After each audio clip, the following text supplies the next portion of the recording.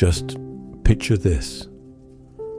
During the month of November in the Great Plains, at some point in time during the 1840s, the present temperature is 10 degrees below zero as of right now, despite the fact that you are miles away from any shelter you could be familiar with. The wind sweeps across the limitless plains, bringing with it the promise of snow. A cluster of conical dwellings can be seen against the backdrop of the vast darkness. The Tipis, the buffalo skin of sleeping families, is the sole thing that can protect them from a possibly fatal cold. What actions did they take? Is it possible that entire societies were able to survive? Not only are they able to endure the harsh winters that occur on the plains, but they also lead complex lifestyles in what appears to be nothing more than animal hides that are draped over wooden poles throughout their lives. A profound understanding of warmth and shelter that goes against everything we believe to be true about survival and comfort is the key to finding the solution. This solution can be found in lost wisdom, in practices that have been passed down through the passage of time. In order for us to get started, I need a favor from somebody. If you would like to travel through time with me tonight, you should click the like button. If you want to be sure that you never miss out on our late-night journeys into the most obscure corners of history, make sure that you subscribe. Allow me to transform this into a genuine community gathering. Make sure to let me know in the comment section below where you are watching from and what time it is for you specifically. It's possible that some of you are tuning in from the other side of the planet, while others are just getting up in Europe or staying up late in the United States. Because believe me, you won't want to miss what comes next. I can't wait to see how far this small gang of time travelers can go. I'm excited to see what they can accomplish. It is now time to lower the lights and activate a gentle fan in order to generate a soothing background hum. As we prepare for tonight's peaceful historical trip, let's make ourselves comfortable. We are moving toward a future in which maintaining a comfortable temperature is not as simple as turning a dial. Rather, it will be an art form that is practiced on a daily basis, where the information that your grandmother's grandmother had ingrained in her bones was the difference between comfort and calamity to your grandmother. Near the Powder River, in late October of 1847, a Lakota winter camp was established. Old pewter is the color of the sky, which is low and heavy, and where there is the possibility of snowfall before sunrise. Your teeth will hurt from the metallic bite that you can taste in the air. This bite is what causes your teeth to hurt. There are little clouds that are formed by your breath as you work. Your mother crocheted you buffalo skin mittens last spring, but your hands are now stiff, despite the fact that she knitted them for you. In spite of the fact that you are 16 years old and capable of performing important tasks, your body will still battle against the cold. Your existence now, as it has been every day since the leaves began to fall, is dependent on 100-minute things being carried out in an exact manner.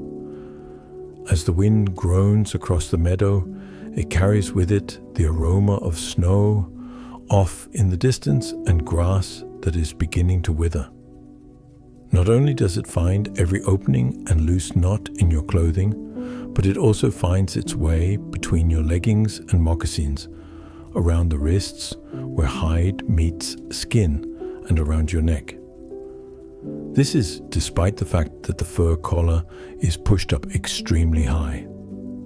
In this region, the wind is fervent, hungry, and on the lookout for warmth to steal while it is active. Your first order of business this morning was to collect gasoline. For the production of buffalo chips, dried dung is used, which burns in a steady and gradual manner. While you have been gathering the brown discs that will keep your family's fire going for another night, you have been filling your hefty meat bag with them. You have been doing this since before the morning. Despite the fact that your fingers are numb within your gloves, you are still able to feel each chip as you work. Those that are outdated are ineffective and fall apart. Since they are as hard as wood, the summer ones are perfect for burns that last for an extended period of time. In spite of the fact that the chips as a result of the recent rain are too wet, you continue to collect them because you are aware that they will dry out over the fire. Nothing can be thrown away on the vast plains, since there is nothing to waste. One of the consequences of waste is death. Imagine that you are squatting next to the teepee that your family utilizes as their dwelling. The height of each lodgepole is 20 feet, and it is adorned with 20 buffalo hides that have been stitched together and given a sinew wrap. It is your universe right now, measuring 12 feet wide at the base and tapering to a smoke hole at the top, where you can see a patch of gray sky. However, the entire building could be disassembled and packed away in a little over an hour. As your mother exits the house, the hide flap closes behind her with a soft murmur as she walks out the door. The buffalo porch that she is carrying is filled with water, and steam flows out of it. Continuous attention is required for even the most fundamental of tasks, such as boiling water. In the event that the flames reach an excessively high level, the container will be consumed by the paunch, which is hanging from a tripod located above the primary fire. When it is not high enough, the water will not boil. When she nods at the pile of wood, you can understand what she is trying to convey, even though she is not using words. Your supply of cottonwood branches, which you gathered the day before, is slowly running out. It is not because you are hungry, although that is always a possibility during this time of year, but rather because the idea that you will have to walk further from camp today, possibly a mile or more, to the stream bottom, where dead wood might still be unearthed, causes your stomach to knot.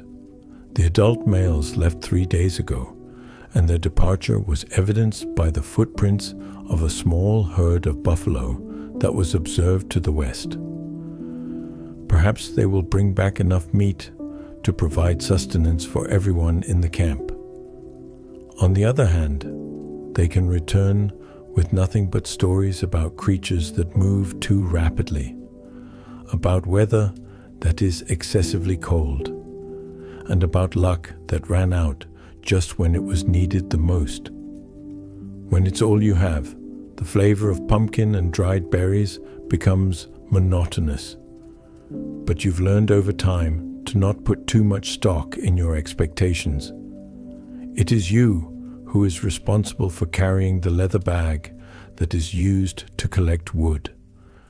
The entire hide of a deer was used in its construction, and it is tanned until it is as soft as cotton, while still being strong enough to carry the weight of an arm's worth of frozen branches. The strap cuts into your shoulder at the point where it penetrates your shirt. There's a blouse that was crafted from the skin of an elk that was slain by your father 2 summers ago. Your sister adorned the shirt with beautiful beadwork that tells the story of how your family has used medicine throughout the years. It is necessary to leave behind the relative warmth of the camp, which is characterized by the presence of dozens of fires that each produce their own microclimate in order to trek to the creek. It is possible that the temperature here, which is shielded by the bend in the river and surrounded by tipis, is 5 to 10 degrees higher than it is on the expansive grassland. However, the cold can be found calmly waiting outside of this cloak of human warmth. Your moccasins are able to penetrate the thin layer of snow with each step that you take. A portion of the hair is left on the interior of the buffalo skin soles, which are double thick. However, you are still able to sense every stone that is hidden and every root that is frozen. Your toes will begin to hurt if you stand motionless for even a short period of time, but your feet will continue to remain warm so long as you continue to walk around. Unfortunately, the creek is also rather beautiful. However, the edges have transformed into ice, but the center is still moving quickly and is dark. There is a surge of steam at the point where the somewhat warmer water meets the air that is well below freezing. The cottonwood trees, which have bark that is white and smooth, appear to be ghosts of a pale color. Their branches shake in the wind, much like the bones of an old person. The thing that you were looking for has been located. Fallen branches that have died and fallen. The thickness of some of them is comparable to that of your thumb, while others are much thicker than your wrist. Everything is going to catch fire. It is all of great value. Using a methodical approach, you pack the sack until it is almost impossible to lift, breaking the longer pieces across your knee as you do so. On the other hand, waiting tonight means warmth. Your grandfather's ancient lungs are kept free by weight. Your infant cousin is sheltered from the kind of cold that kills babies while they sleep, and the stew pot is kept simmering softly so that there is always something warm to satisfy an empty stomach. All of these things are done to ensure that your grandfather receives the best possible care. Returning to camp on foot is a more challenging endeavor. At the same time that the bag is pulling at your shoulder, sweat begins to condense at your brow. Even though it is chilly, smoke can be seen rising from the teepees for a considerable amount of time before the actual residences can be seen. There are thin streams of gray and white that quickly disappear in the wind, and these streams designate the locations where life, warmth, and home are found. By the time you arrive at the lodge where your family lives, your mother has already begun preparing for the evening. The buffalo hide lining, which is the inner wall that does not quite reach the ground, has been modified in order to increase the airflow that is directed upwards and around the living area. By doing so, the severity of the cold is prevented from descending, and a chimney effect is created, which causes smoke to be drawn upward via the opening at the top of the structure. Additionally, she has sprinkled sweet grass and fresh sage on the floor, which will emit their perfume when walked on and help cover up the smell that is inescapable due to the fact that there are too many people living in too little space. In the winter lodge that your family owns, there are 8 people living there. You, your parents, your grandparents, 2 younger sisters, and a baby cousin whose parents passed away from the spotted disease 3 summers ago. There are 8 people when there are 8 bodies that produce heat. On the other hand, this indicates that 8 people are breathing and producing moisture, which, if the ventilation is not correctly controlled, could cause the walls of the interior to freeze. Your mother has spent years learning how to understand the subtle signs, such as when to change the inner lining, when to build up the fire, when to let it burn low, and when to open the smoke flaps wider. She has also learned how to know when to let the fire burn low. Immediately after you position the wood next to the fire pit, the warm and welcoming atmosphere of the lodge envelops you like a warm robe surrounding you. This is a shockingly different situation. The clouds that you made outside were caused by your breath, but the air inside is heated enough that you may talk without anyone being able to see what you are saying. A stone-lined trench that was painstakingly constructed is where the fire is burning. In spite of the fact that they seldom rose higher than 2 feet, the flames were constant and steady. Your family gathers around the fire in the places that have been allotted for them. The location of the place of honor, which is just across from the entryway, is owned by your grandfather. The left side of the table is occupied by your parents, while the right side is occupied by your grandmother. The coolest spots at the door and the areas where young people are supposed to sit are occupied by you and your sisters. You are always ready to assist the adults with anything they require, whether it be running errands or tending to the fire. Your body is shielded from the icy ground below by the buffalo robes that have been laid out on the floor with the hair facing upside down for the purpose of providing warmth. There are more layers, mattresses made of willow branches that have air holes for insulation, additional skins, and ultimately the hard dirt that is concealed beneath these apparent robes. For his work, your grandfather makes use of a firelight. Through the use of his tired hands, ashwood was fashioned into arrows. Each shaft must be perfectly straight and balanced in order to function properly. In addition to keeping his mind occupied during the long winter nights when all of the stories about hunting have been told and the wind outside sounds like ghostly voices, the pastime requires expertise and patience on his part. Your grandmother has been caring to a stew that has been cooking since the morning. She has been doing this non-stop. There's a strong aroma that permeates the lodge, buffalo meat that has been dried, turnips from the prairie, and wild onions are all precious pieces. Using a spoon with horns, she takes a taste, then adds a little bit of wild sage, and finally takes another taste.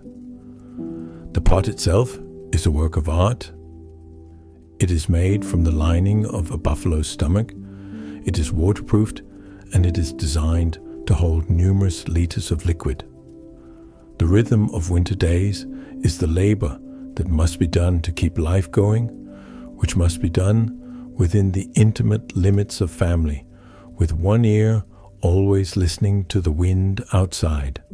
From the sounds that are occurring, you can discover everything that you need to know about the evening that is coming ahead.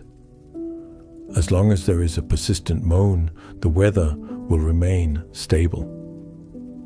When there are severe gusts that cause the lodge poles to creak, this indicates that a storm is growing in intensity. It is the death-dealing sort of cold that silence delivers. As soon as the sky becomes completely dark, your mother begins to prepare the fire for the overnight hours. Although there are several skills, this one is likely the most significant of them all. Preservation of fuel that must be kept till dawn, while ensuring that sufficient heat is maintained to prevent death from freezing. If there is an excessive amount of fire, you will awaken in a lodge that is filled with smoke. When there is not enough, there is no awakening at all. In order to construct a bed of embers that will keep the heat for a considerable amount of time, she arranges the coals in a manner that she learned from her mother. she places the largest chunks of coal in the areas where they will burn the least. She places stones that have been heated for the entire day in a circular pattern around the fire pit. These will continue to radiate warmth for a considerable amount of time after the flames have died down. The sleeping arrangements are a highly skilled choreography that skillfully choreographs warmth, sharing, and respect. The thickest robes are worn by your grandmother and grandfather as they sleep in the closest proximity to the fire. One side of the lodge is occupied by your parents, while the other side is occupied by you and your sisters. This arrangement allows the infant relative to benefit from the heat generated by the numerous people that are located between you. The buffalo hide sleeping robe is passed down from generation to generation, and the hair is tanned until it becomes elastic and smooth.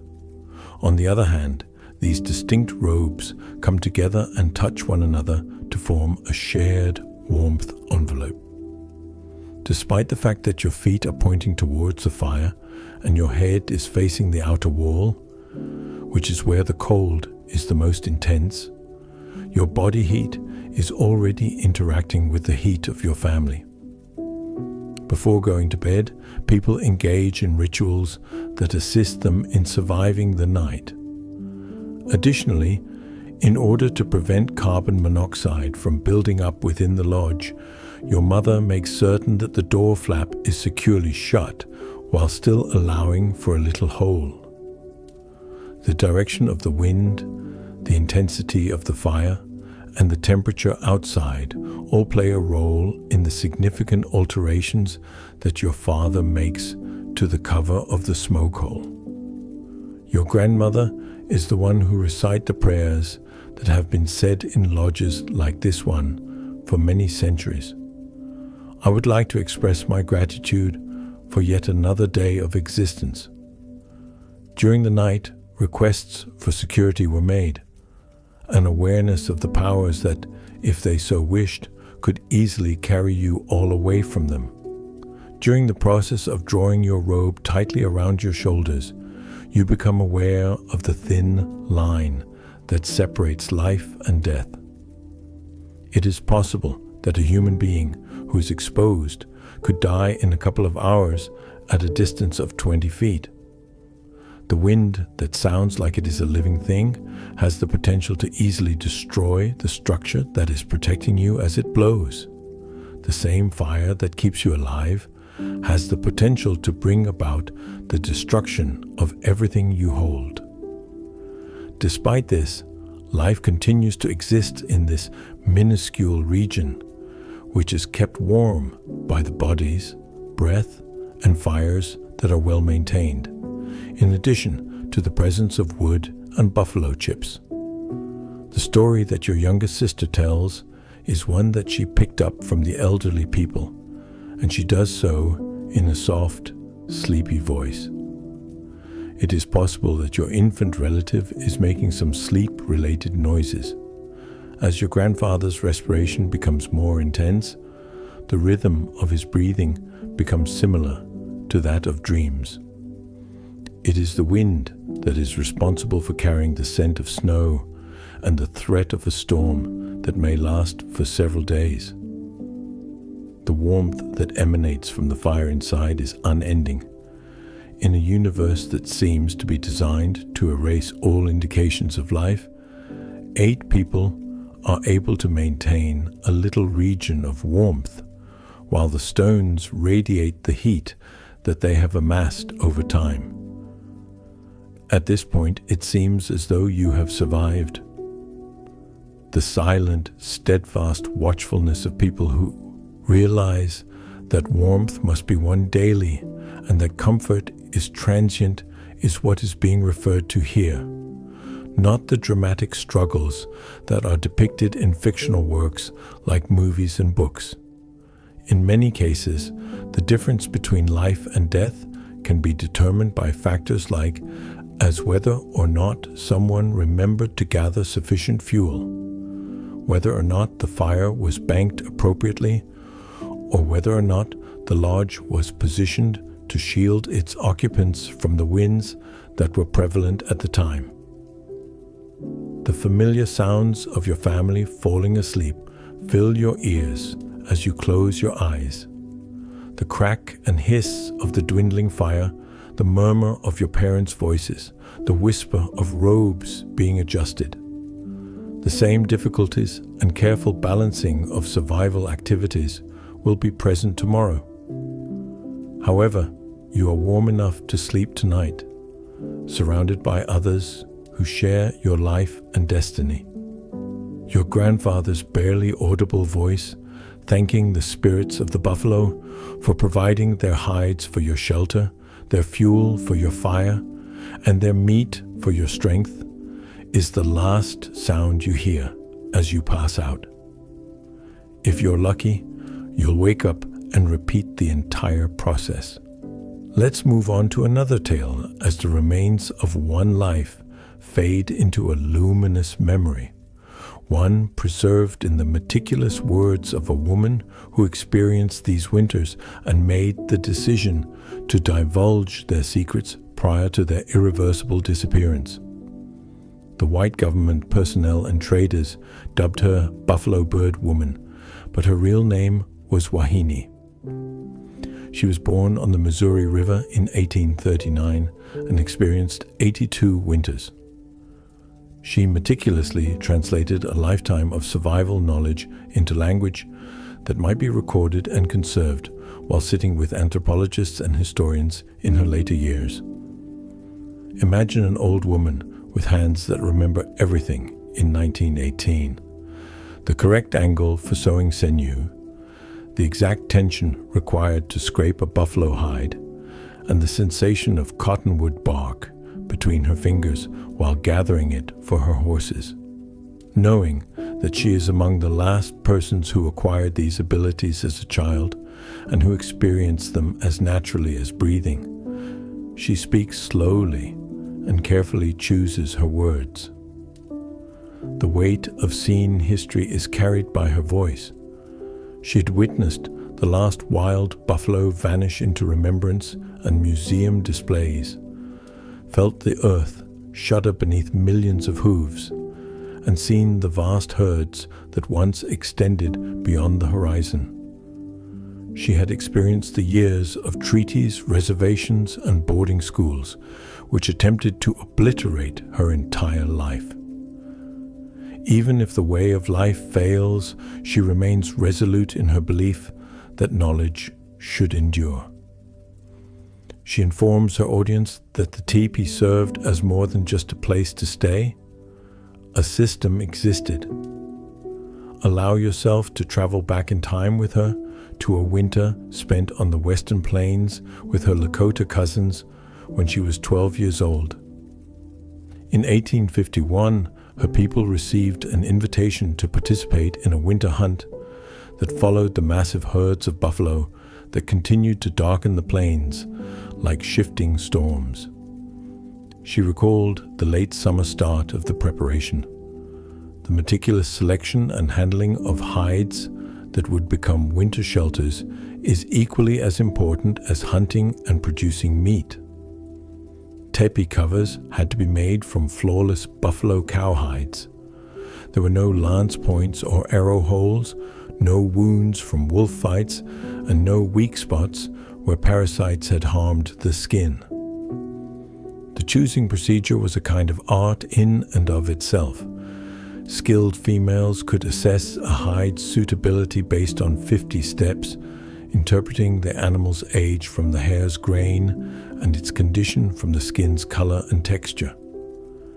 They favored cows who had spent 3 to 5 winters sold enough for robust, thick hides, but not so old that the skin had started to lose its suppleness.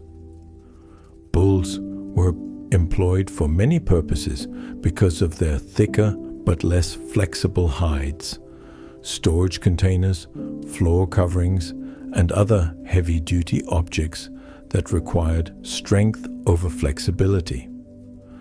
Buffalo Bird Woman reported that my grandmother could tell right away whether the hide of a recently killed buffalo would form a suitable lodge cover. She would rub her hands over the skin, feeling for elasticity, thickness, and the tiny clues that this hide would keep its shape in the face of snow and wind, shed water, and withstand the kind of winter that killed people. The grandmother in question was Corn Silk, whose own grandmother had attended Lewis Wiss and Clark's initial treaty sessions. Women who recalled a time when metal tools were uncommon and everything was done using tools made of stone, bone, and wood taught Corn Silk how to prepare hides. Her worn fingers could read the skin of a buffalo hide, just as others could read written language, allowing her to grade it solely by touch. It took weeks to transform raw hide into shelter. The first step was fleshing, which involved using tools manufactured from sharpened buffalo leg bones to scrape out every last piece of meat and fat. By the end of each day, the hands of the buffalo bird woman would be raw and bleeding, but this labor could not be hurried. Any remaining fat on the hide would become rancid and cause internal skin rot. The actual fleshing tools were technical marvels, fashioned from the leg bones of adult bulls and sharpened to an exact angle that allowed the removal of flesh without severing the hide. The functions of various bones varied. The thinner tools are used for precise work along the borders and in the creases where fat likes to hide, while the broader tools are used for initial rough scraping. Often passed down through generations of mothers and daughters, each lady possessed multiple sets that were meticulously cared for and fiercely guarded.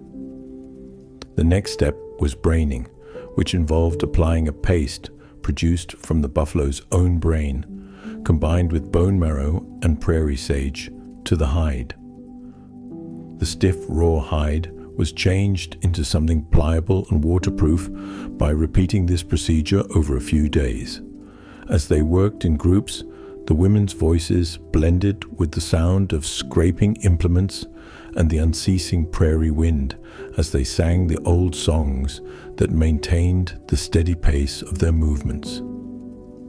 The women's understanding of the chemistry underlying the brain tanning procedure was intuitive rather than scientific. Natural enzymes found in buffalo brains break down the proteins that cause untreated hide to become brittle and stiff, combined with fat from marrow.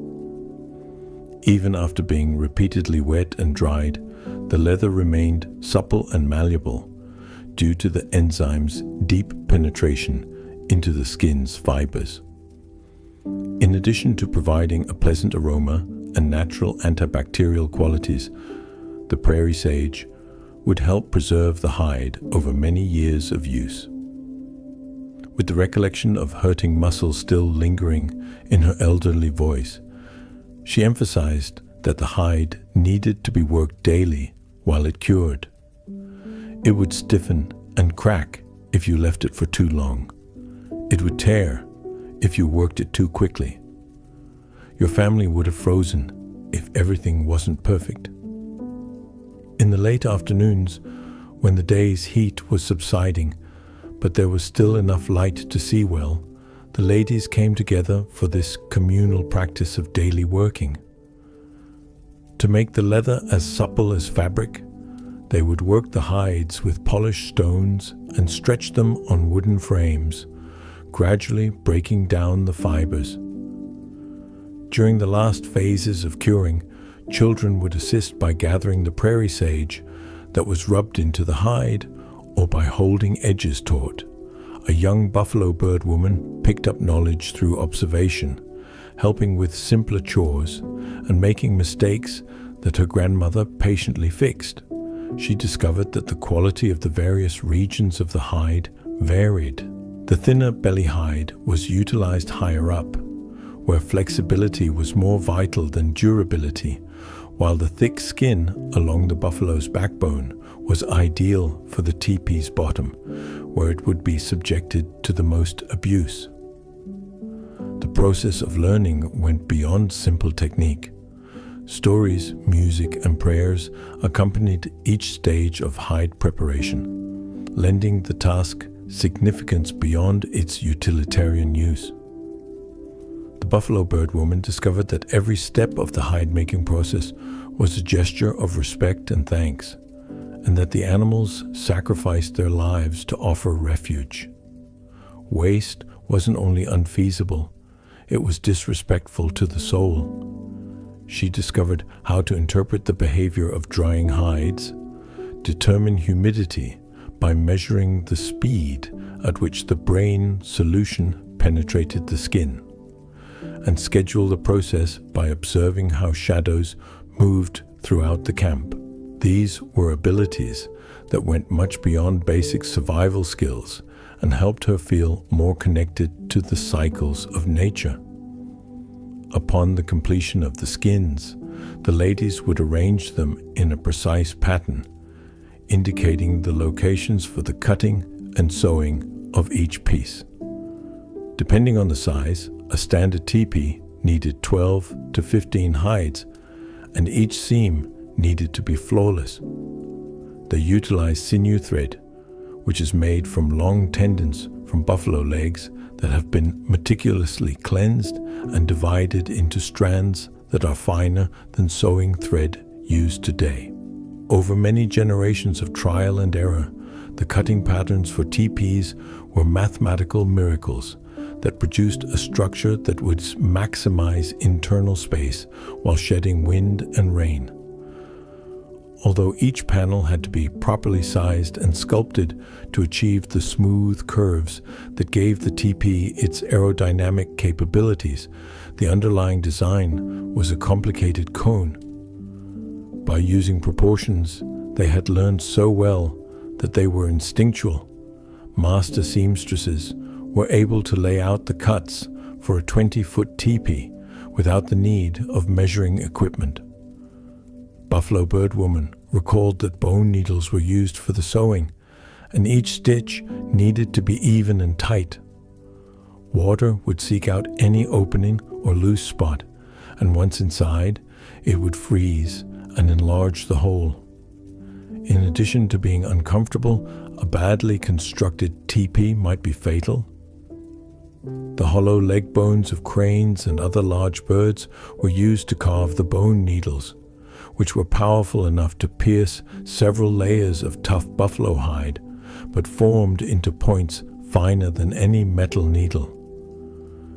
The women kept collections of various sized needles in ornate containers fashioned from supple leather and porcupine quills.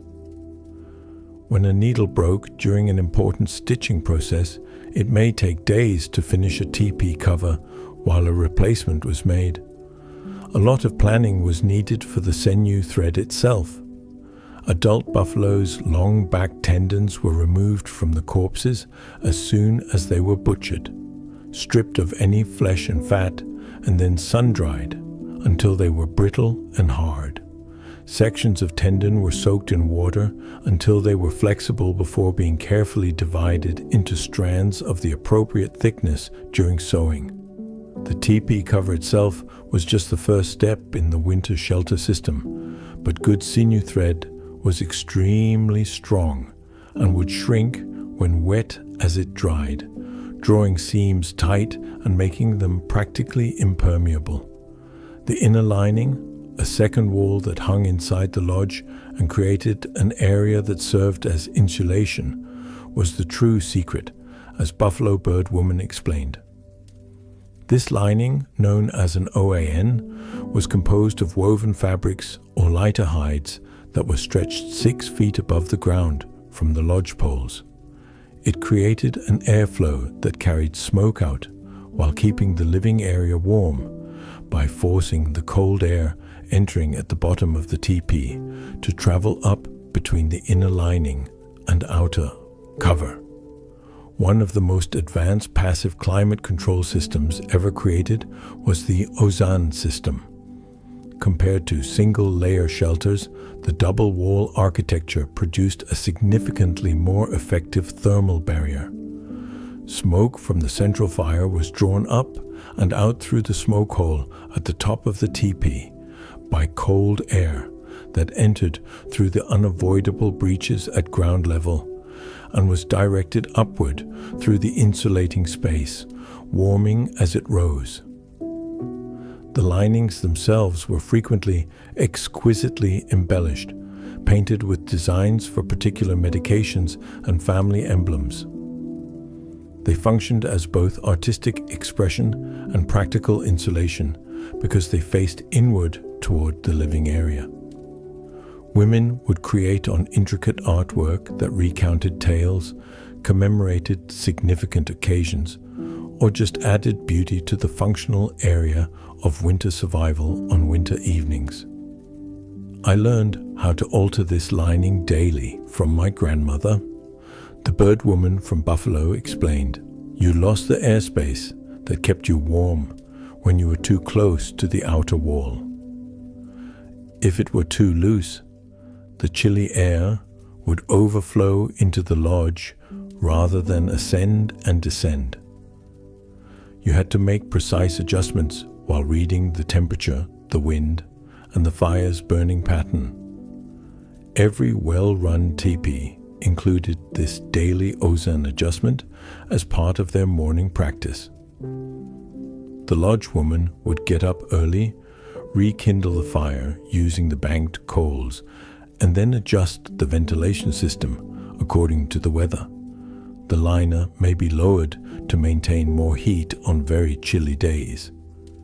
It could be raised to enhance the draft that carries smoke away on windy days.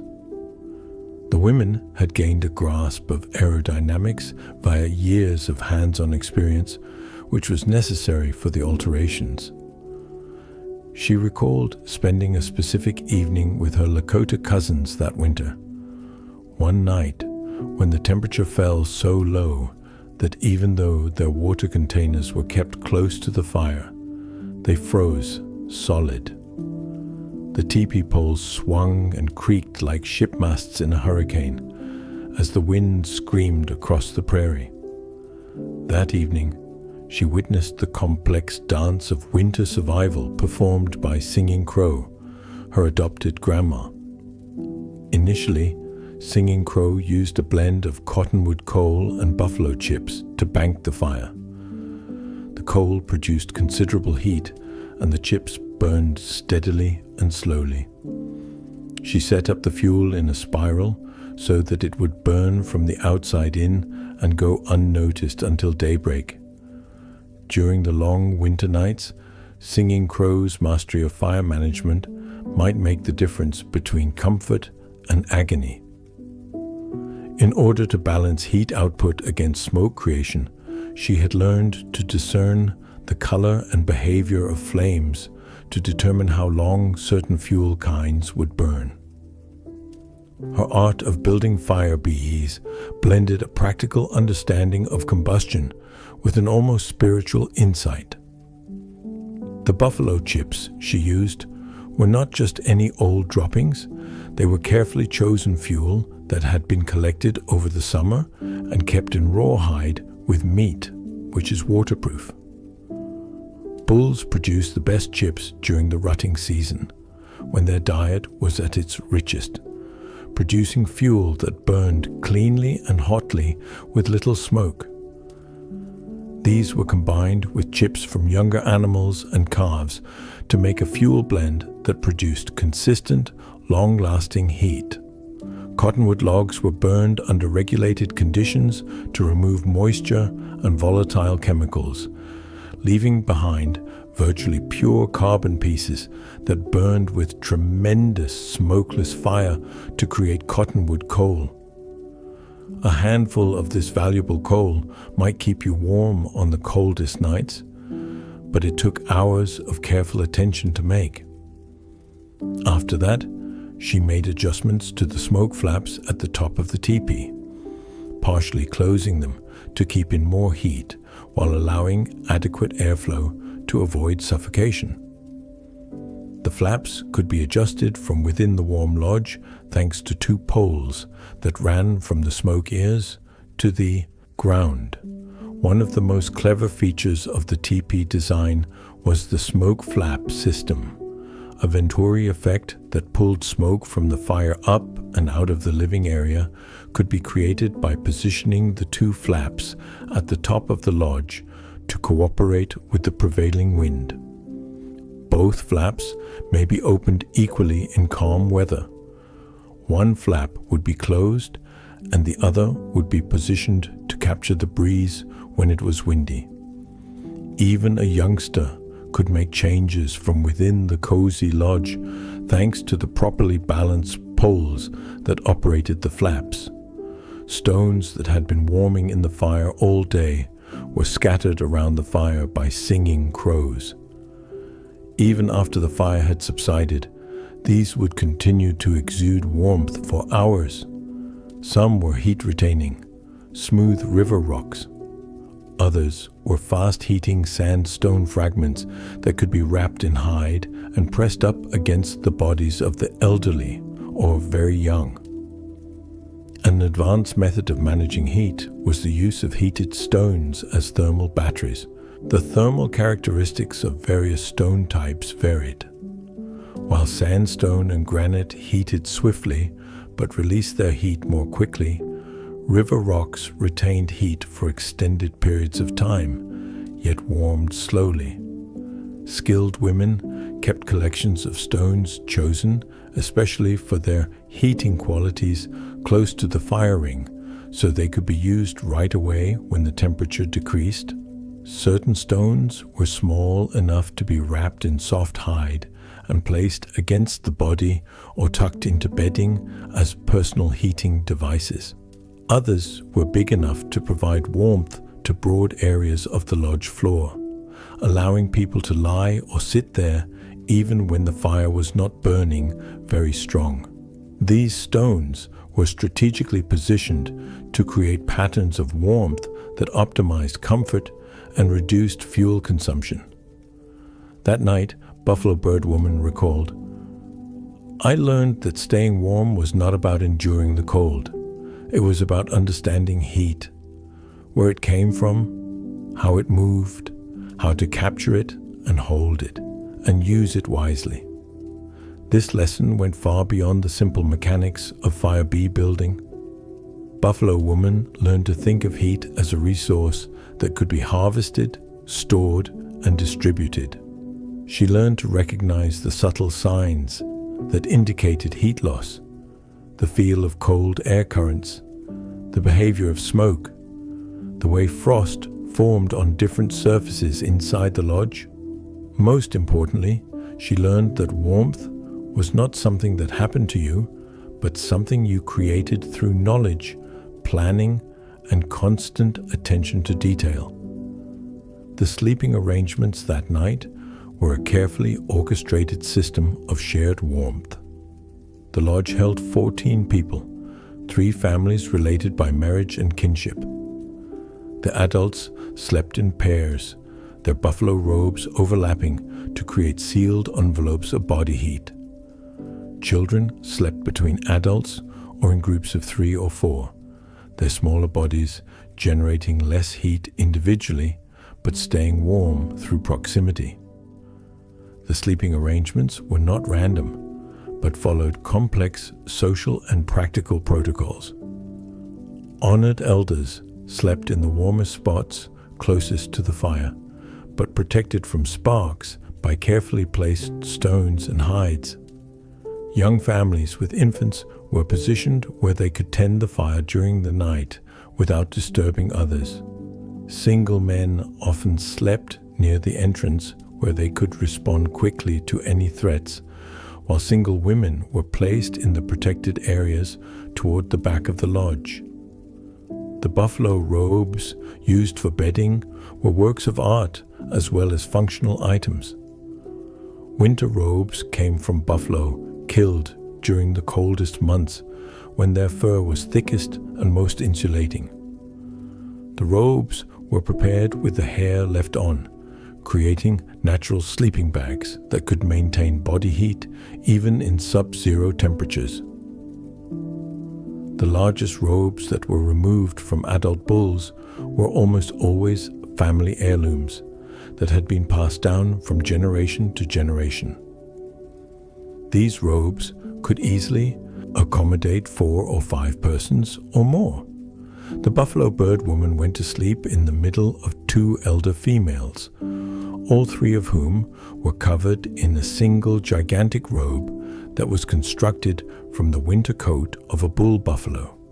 Despite the fact that the hide still had a faint odor of sage smoke and tanning solution, it was warm and dry, and it was large enough that they were able to draw it completely over their heads when the cold was at its worst. She recalled with a gentle grin, "We slept like puppies," as they were all cuddled together, sharing air and warmth. There would be frost on the inside walls of the teepee when the morning arrived. In spite of this, we were as warm as if we had slept during the summertime despite the robes. The shared sleeping arrangements resulted in the formation of ties that went beyond the need of simple survival. Children learned to sleep in a peaceful and still manner, as they were aware that excessive movement could allow chilly air to enter the warm envelopes that were made by the robes worn by the children. They were adept at synchronizing their breathing, sharing warmth without stealing it, and waking up without disturbing the other people in the room. The lessons they learned about working together and showing consideration served them well throughout their lives, enabling them to develop the social skills necessary for succeeding in community living. Nevertheless, warmth was not sufficient for survival on its own. The management of food required regular attention and careful control, particularly during the cold months. The buffalo bird woman discovered how to cook meals that would produce the greatest amount of heat and energy while consuming the least amount of fuel possible. Stews that were cooked slowly throughout the day, supplying moisture to the dry air while also contributing to the warmth of the stews, which offered internal heating for anyone who consumed them. It was a difficult art to cook during the winter, since it required a mix of nourishment, fuel efficiency, and morale.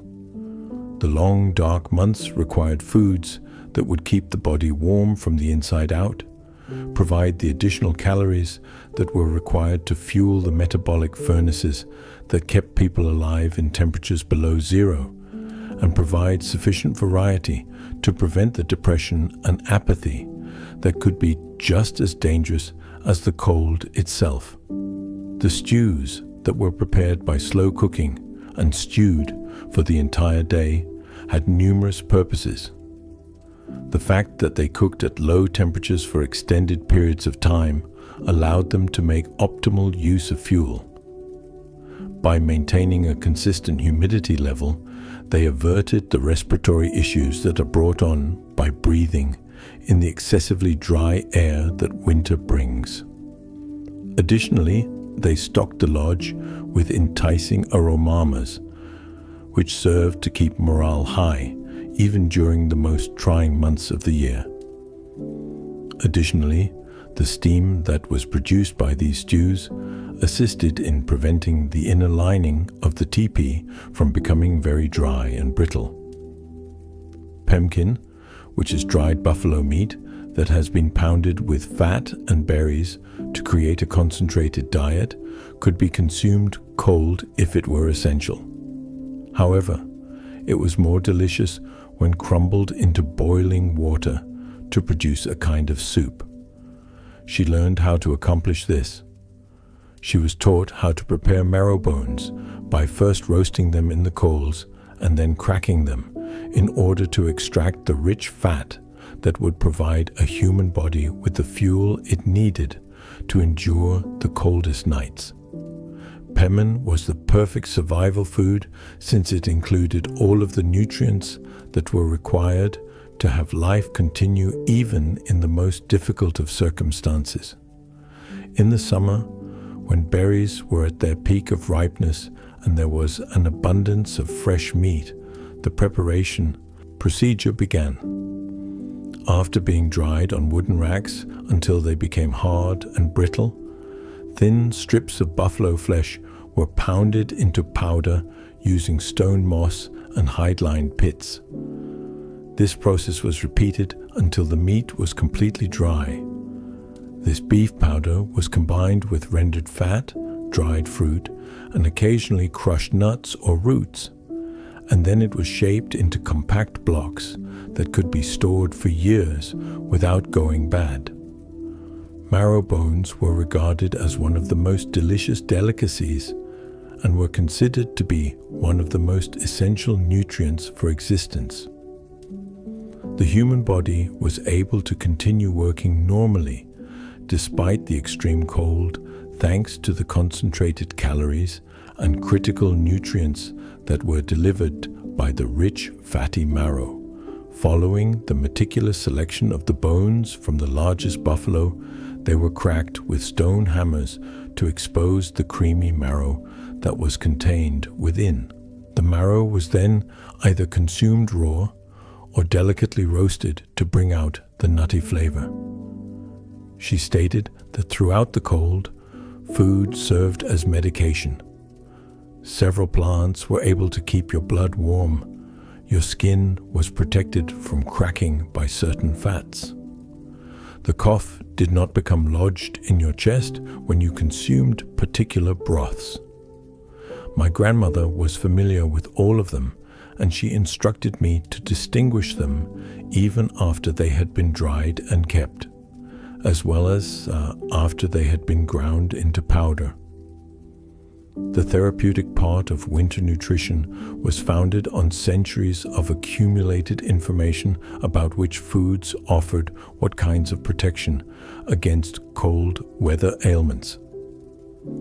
This knowledge was considered to be the foundation of winter nutrition.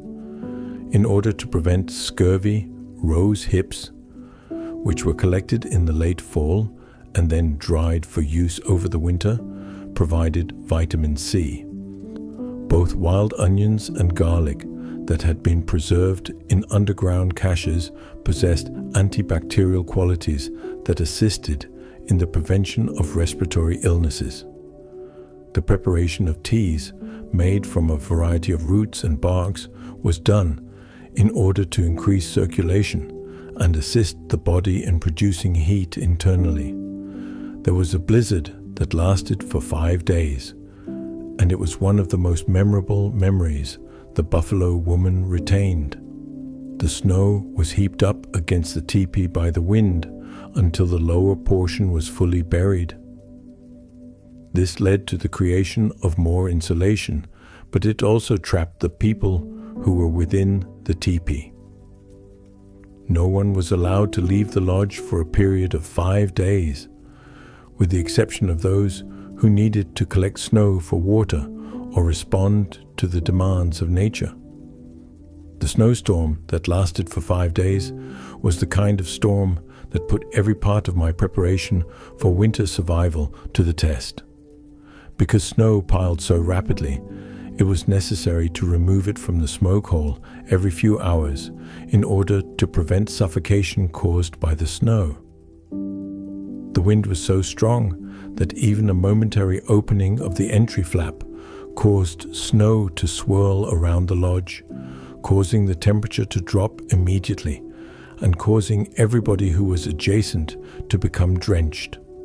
When storms of this nature occurred, the type became an all-encompassing life support system. Whether it was contained within the lodge or instantly accessible outside, everything that was necessary for survival had to be kept there. For the duration of the storm, fuel had to be carefully rationed in order to ensure its survival. The preparation of food had to be done in a way that reduced the amount of time spent heading outside. The snow had to be melted in order to acquire water, which necessitated the use of more fire and careful management in order to prevent the lodge floor from becoming flooded. The people who were confined within the teepee shared stories, songs, and the kind of intimate knowledge that can only be acquired by the experience of being forced to live together for a period of 5 days. They survived on food that had been hoarded. A buffalo bird woman was able to acquire knowledge of lineages that ran 7 generations back, aware of the tales that are associated with each and every design on each and every article of clothing. The prayers that were offered for the various types of weather were something that I learned. Because of the blizzard days, which were days of enforced confinement, possibilities for cultural transmission were created. These opportunities would have normally been overlooked during times of greater activity. Due to the fact that there was no potential for hunting, traveling, or working outside the lodge, it turned into a classroom where the most profound knowledge of the people could be shared. The stories that the elders told about the origins of significant traditions, the significance of holy designs, and the links between families and clans were passed down from generation to generation. In addition to learning the facts about their origin, children also gained an understanding of the emotional and spiritual aspects of their culture. They became aware of which tales could only be spoken during the winter season, which music was suitable for various events, which designs have spiritual power, and which designs were only beautiful. The minute distinctions in dialect that recognized a speaker's tribe affiliation, the hand gestures that facilitated communication over language boundaries, and the intricate procedures that governed interactions between different social groupings were all things that they learned. She thought on the fact that the storm helped her realize that winter was about more than just being warm. Keeping one's humanity was the focus. It is possible that the cold will cause your body to freeze, but the darkness and the isolation may cause your spirit to freeze. People needed to be able to dwell in the teepee. It wasn't enough for them to just survive there. The significance of this revelation lies in the fact that it addressed one of the most essential components of winter survival in traditional civilizations. A portion of the equation was comprised of the physical warmth. It was equally necessary to maintain both one's mental and spiritual health in order to succeed in surviving the extended period of cold and darkness. More than just a place to sleep, the teepee had to serve a purpose. It was necessary for it to be a place where human connections could develop, where culture could be preserved, and where hope could be maintained even in the most trying of circumstances. After the storm had finally passed, the world that had emerged was completely different. In several areas, snow had accumulated to a height of 20 feet, and the scene appeared to be utterly foreign.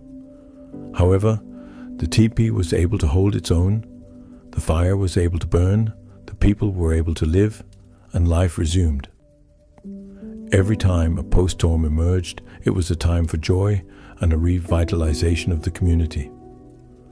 After being confined for several days, individuals emerged to discover a world that had been changed by the wind and snow. All of the well-known sites were either obliterated or altered, resulting in a landscape that appeared foreign but was yet stunning. The process of digging out began immediately, and it included opening passages between lodges, locating cache supplies that had been buried, and checking on the horses and other animals that had survived the storm in their own shelters. In the 68 years that followed that storm, the buffalo bird woman survived one more winter. Every one of them taught her something new about the delicate balance that exists between warmth and survival. In her lifetime, she witnessed the profound transformations that took place in the plains, including the extinction of the buffalo, the establishment of reservations, and the progressive departure of the traditional ways of life. During the course of those 68 winters, one of the most significant eras of transformation in the history of humanity occurred. The buffalo bird woman observed the ancient rhythms of nomadic existence as they were gradually replaced by the limitations imposed by reservation limits. She witnessed the enormous herds being reduced to strewn fragments and ultimately to practically nothing at all. The entrance of railroads, the construction of military forts, the arrival of missionaries, and the installation of government schools that attempted to erase what she had learned as a child were all things that she witnessed personally. Nevertheless, she continued to develop her awareness of conventional survival skills despite all of these changes. She managed to keep the knowledge she had acquired and adapt it to her new circumstances, even though the opportunities to put it into effect were decreasing. Because there were fewer buffalo available, she became skilled in working with cattle hides. As a result of the inaccessibility of traditional materials, she conducted experiments with alternative materials. The fundamental concepts remained unchanged, despite the fact that the specific procedures underwent development. When she was in her latter years, she sat down with the men who had written down her experiences, and she talked with the authority of someone who has experienced the transition between realms. To keep herself warm, she had slept in a tent back when there were an infinite number of buffalo and the grassland was devoid of any roads. She had also slept in residences that were constructed by the government and featured glass windows and wood stoves. In her experience, the difference between the practices of the past and those of the present was striking. It was obviously simpler to heat the government houses, which meant that they required less attention and physical labor on a regular basis.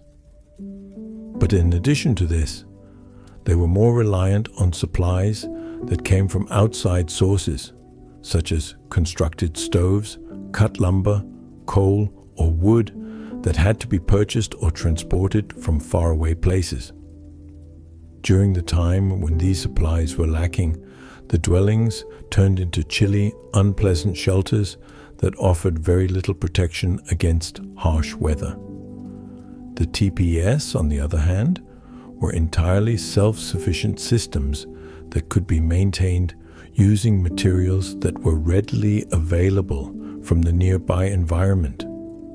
In order to correctly manage them, additional knowledge and skill were required, but once that expertise was learned, they gave dependable comfort even in the most harsh conditions.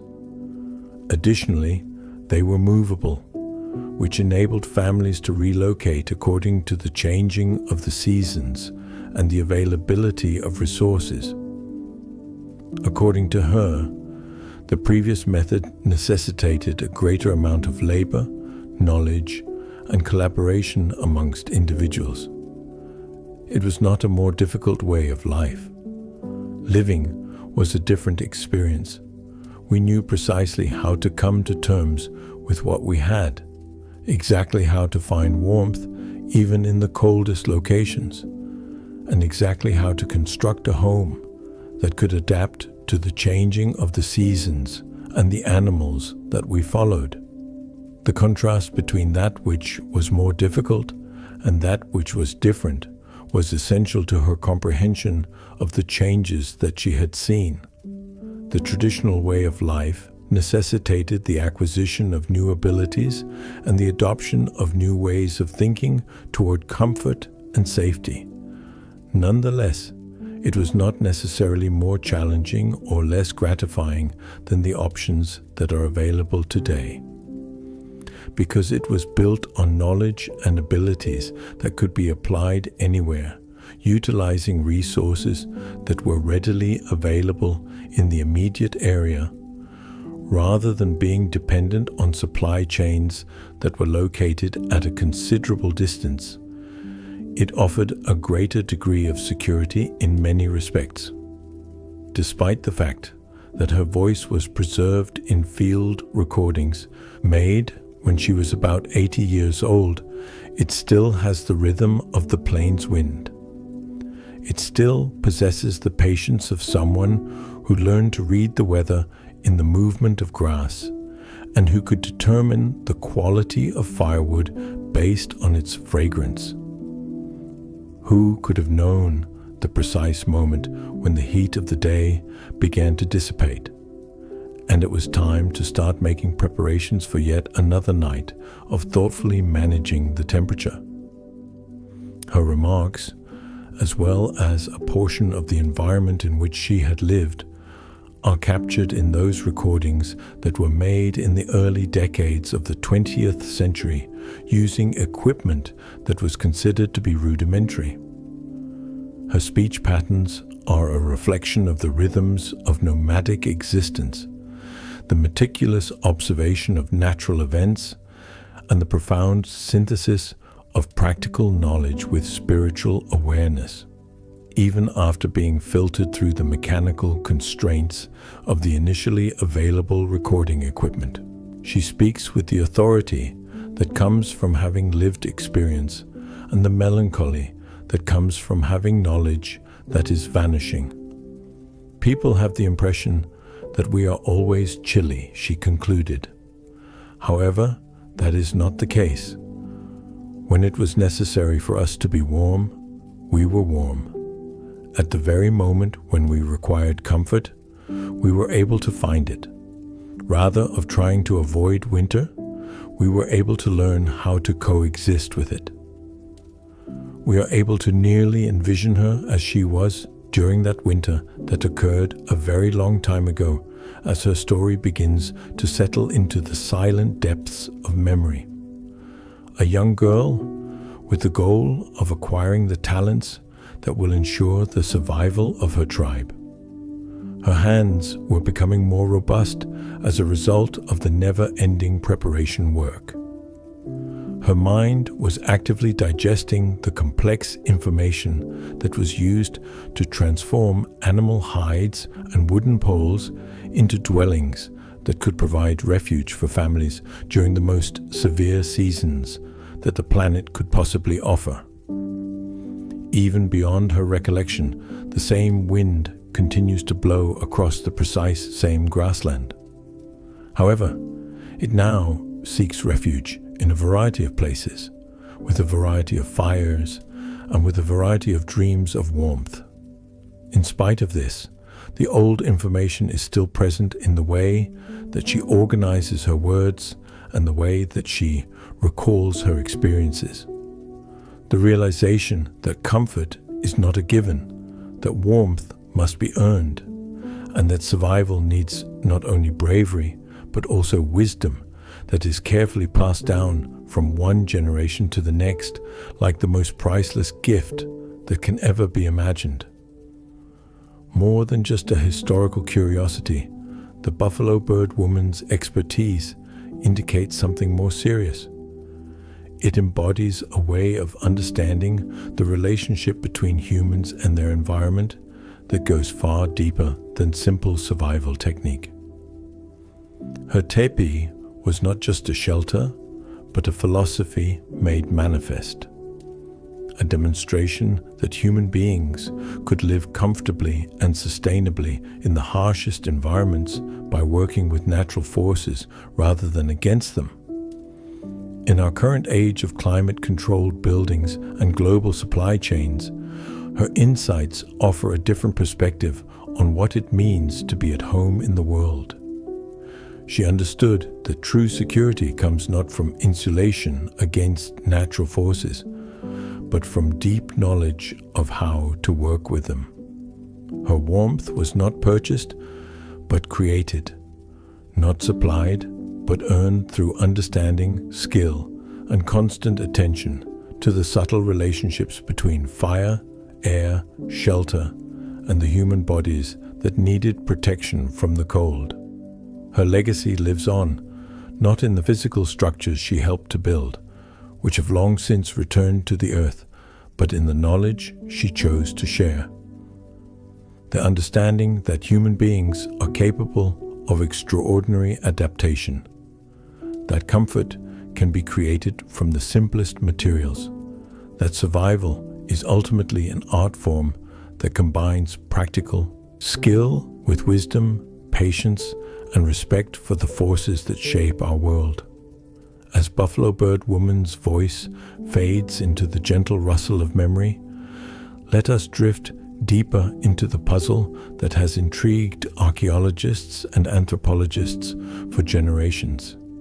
How did structures so seemingly simple create microclimates so perfectly suited to human survival? Picture yourself as an archaeologist kneeling in the prairie grass of Montana on a summer morning in 1923. The sun is warm on your back, but beneath your hands, the soil tells stories of winter nights so cold they seem impossible to survive. Here, scattered across a gentle rise above a creek, you find the evidence of a winter camp. Circles of stones that once held down teepee covers, fire-blackened earth where families gathered for warmth, and fragments of a puzzle that modern science is only beginning to understand. The morning dew clings to the buffalo grass around you, each blade holding tiny prisms that catch and scatter the early light. Your tail scrapes gently against something hard. Another stone worn smooth by countless seasons of wind and weather. But this one is different. Unlike the angular field stone scattered naturally across the prairie, this rock bears the unmistakable signs of human selection, the perfect ovoid shape that fits comfortably in cupped hands, the density that speaks of hours spent absorbing and radiating heat, the subtle scorch marks that whisper of flames and family gatherings lost to time. Dr. James Willard Schultz, the ethnographer working beside you, points to a ring of stones 40 ft in circumference. "Large family lodge," he murmurs, his voice carrying the reverence of someone who has slept in such structures, probably housed 12 to 15 people through the winter of 1868, maybe 1869. His weathered fingers trace the arc of stones with the familiarity of someone reading a familiar text. Every placement conveys a narrative. The biggest stones are positioned to absorb and retain the most heat. Like the stops of a huge organ, the smaller ones were organized to form exact gaps that regulated airflow. But doubts grow like shadows in the evening light as you push dirt away from the central fire pit. Surprisingly, the fire ring is only 3 feet across. When it was 30 degrees below zero outside, how could a small fire warm a room that could accommodate 15 people? The math seems insurmountable. Everything you believe to be true about shelter and heat is contradicted by the physics. According to your current understanding, in warm weather, a fire this big should be sufficient for maybe 3 or 4 people. However, historical narratives describe big families cozy around these fireplaces during Montana winters that froze rivers solid for months and killed hundreds of animals. As you measure and take pictures of each entry in your field notebook, the disparity disturbs you as an acknowledgement of how much is still unknown about the technology that supported human life on the northern plains for millennia. Researchers have been plagued by this enigma for decades. The teepee heating system left no evidence for archaeologists to examine, despite operating so effectively that families managed to survive in luxury in circumstances that would kill contemporary campers in a matter of hours. Only stones and earth discolored by fire remain after the organic materials, skins, timber poles, elaborate linings, and windcreens have long since returned to earth. And the recurring queries about how everything came together. The remnants of the archaeological record are tantalizing. This concentration of charcoal indicates that the fire burned for days rather than hours, and it was well maintained such that it never burnt high enough to waste fuel or died low enough to lose its warmth. The arrangement of buffalo robes or the placement of hot stones to warm sleeping quarters may be indicated by a pattern of discoloration in the soil, like attempting to piece together a symphony from stray notes discovered on a theater floor. Each hint is intriguing but unfinished. The location of these historic camps provides the first hint. Archaeologists have paid close attention to microtopography at every site they have examined. The teepees were positioned scientifically to take advantage of every potential source of natural warmth and safety, rather than haphazardly throughout the landscape. In river valleys, where the ground acts as a windbreak and cottonwood trees provide fuel, winter camps are grouped together. More precisely, though, they are located just above the floodplain on the south-facing slopes, low enough to be protected from the ever-present prairie winds, yet high enough to avoid the coldest air that sets in low locations. Only when you comprehend the thermal geography of winter landscapes will the accuracy of this placement become clear. Invisible to the untrained eye, chilly air flows down water channels, in currents and pools, in depressions like a slow-moving liquid. With the clarity of inherited wisdom, Dr. Sarah Winmacher, a Putte consultant who worked with early anthropological expeditions, clarified the reasoning. As with water, cold air flows. It pools at the bottoms after running downhill. Wind carries away warm air as it rises. The ideal location for a winter lodge is one where you can avoid the cold air that wants to settle while still catching the warm air before it goes.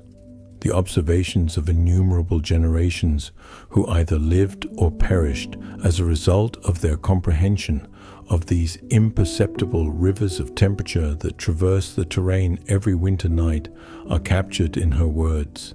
This comprehension of thermal dynamics was so advanced as to compete with contemporary meteorological research.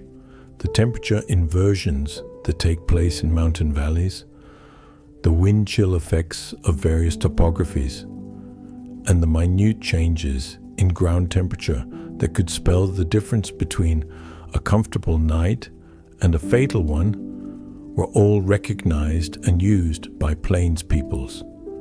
They realized that even if a location was shielded from the north wind, it may still be dangerous if it was situated in a hollow where cold air gathered. That a slope that appears to be the same in the afternoon may be 10 degrees colder than a hillside that faces the morning sun.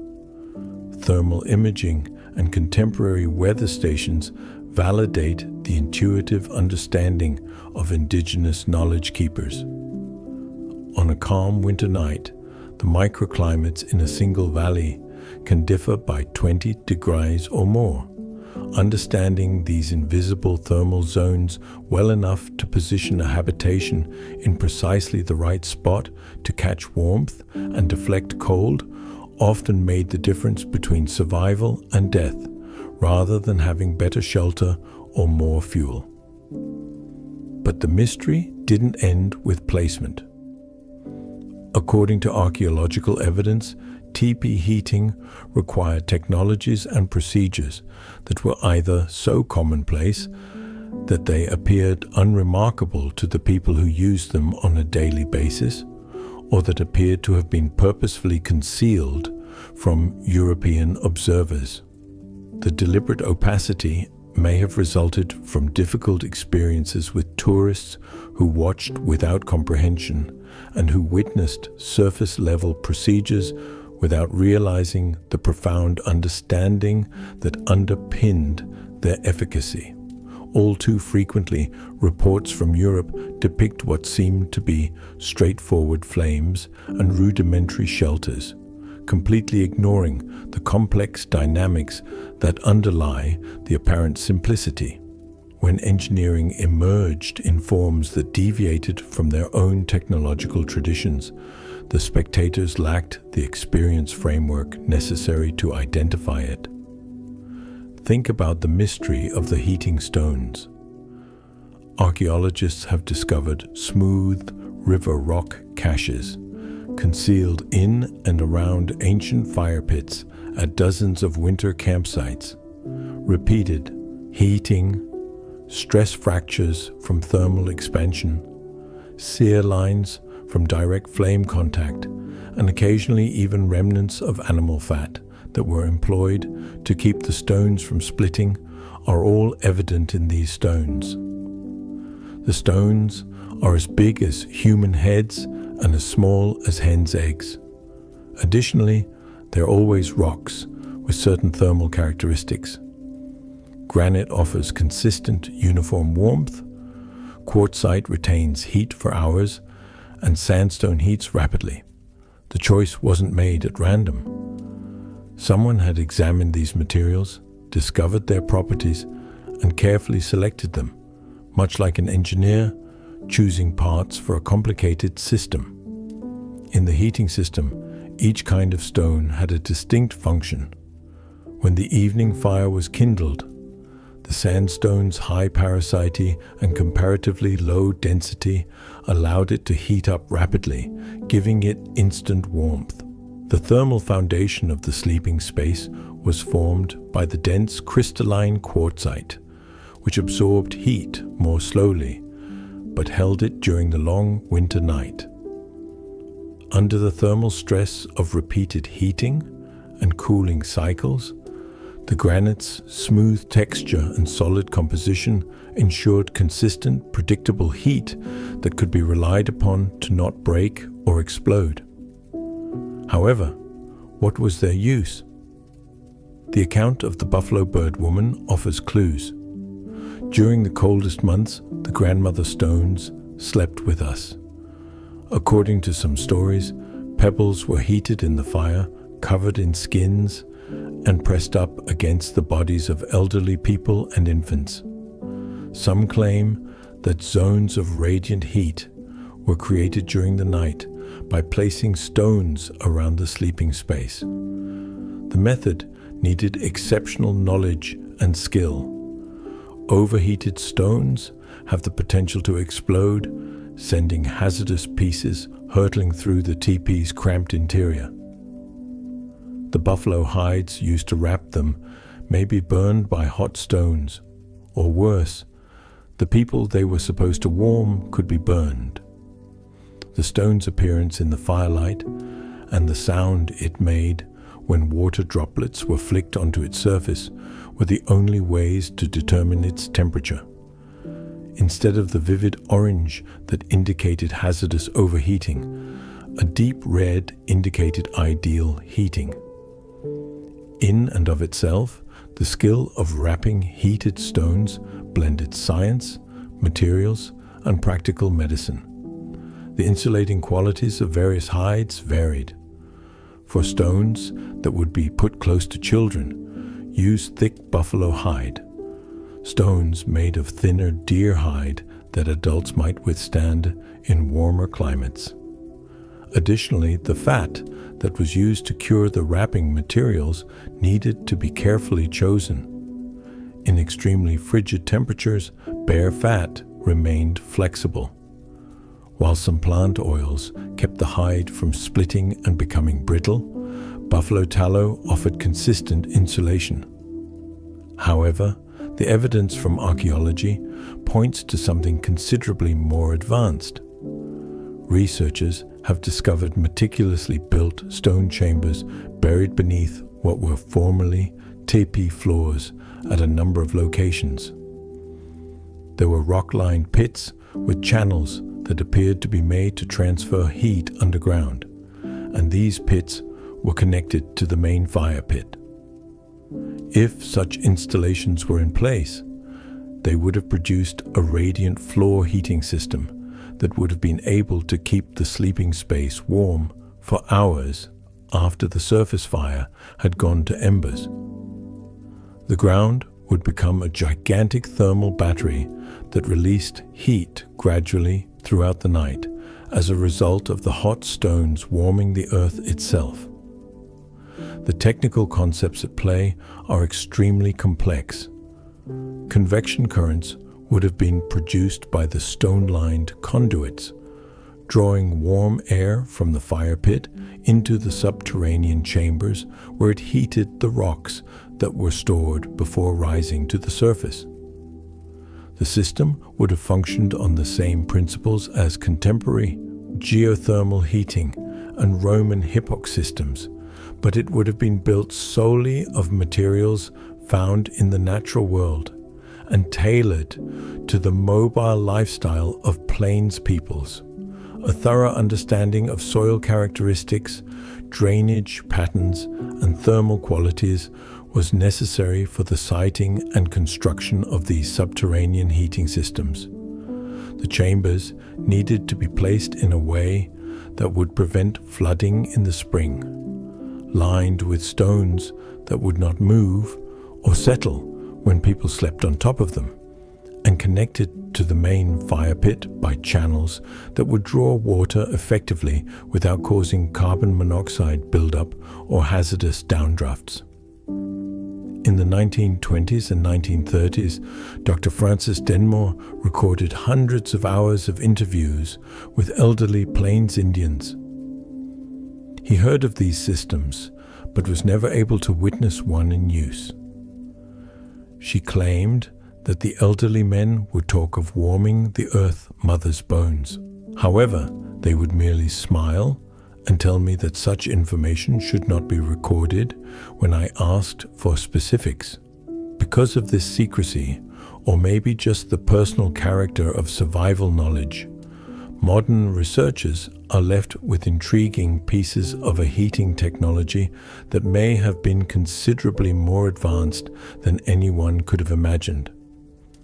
Mainstream archaeology is only now starting to recognize the engineering concepts implied by the thermal efficiency needed to sustain human life in such harsh environments. It's possible that spiritual views of the interaction between people and nature were the source of the hesitancy to provide specific technical information. However, it also represented real-world worries about the abuse of potent technologies.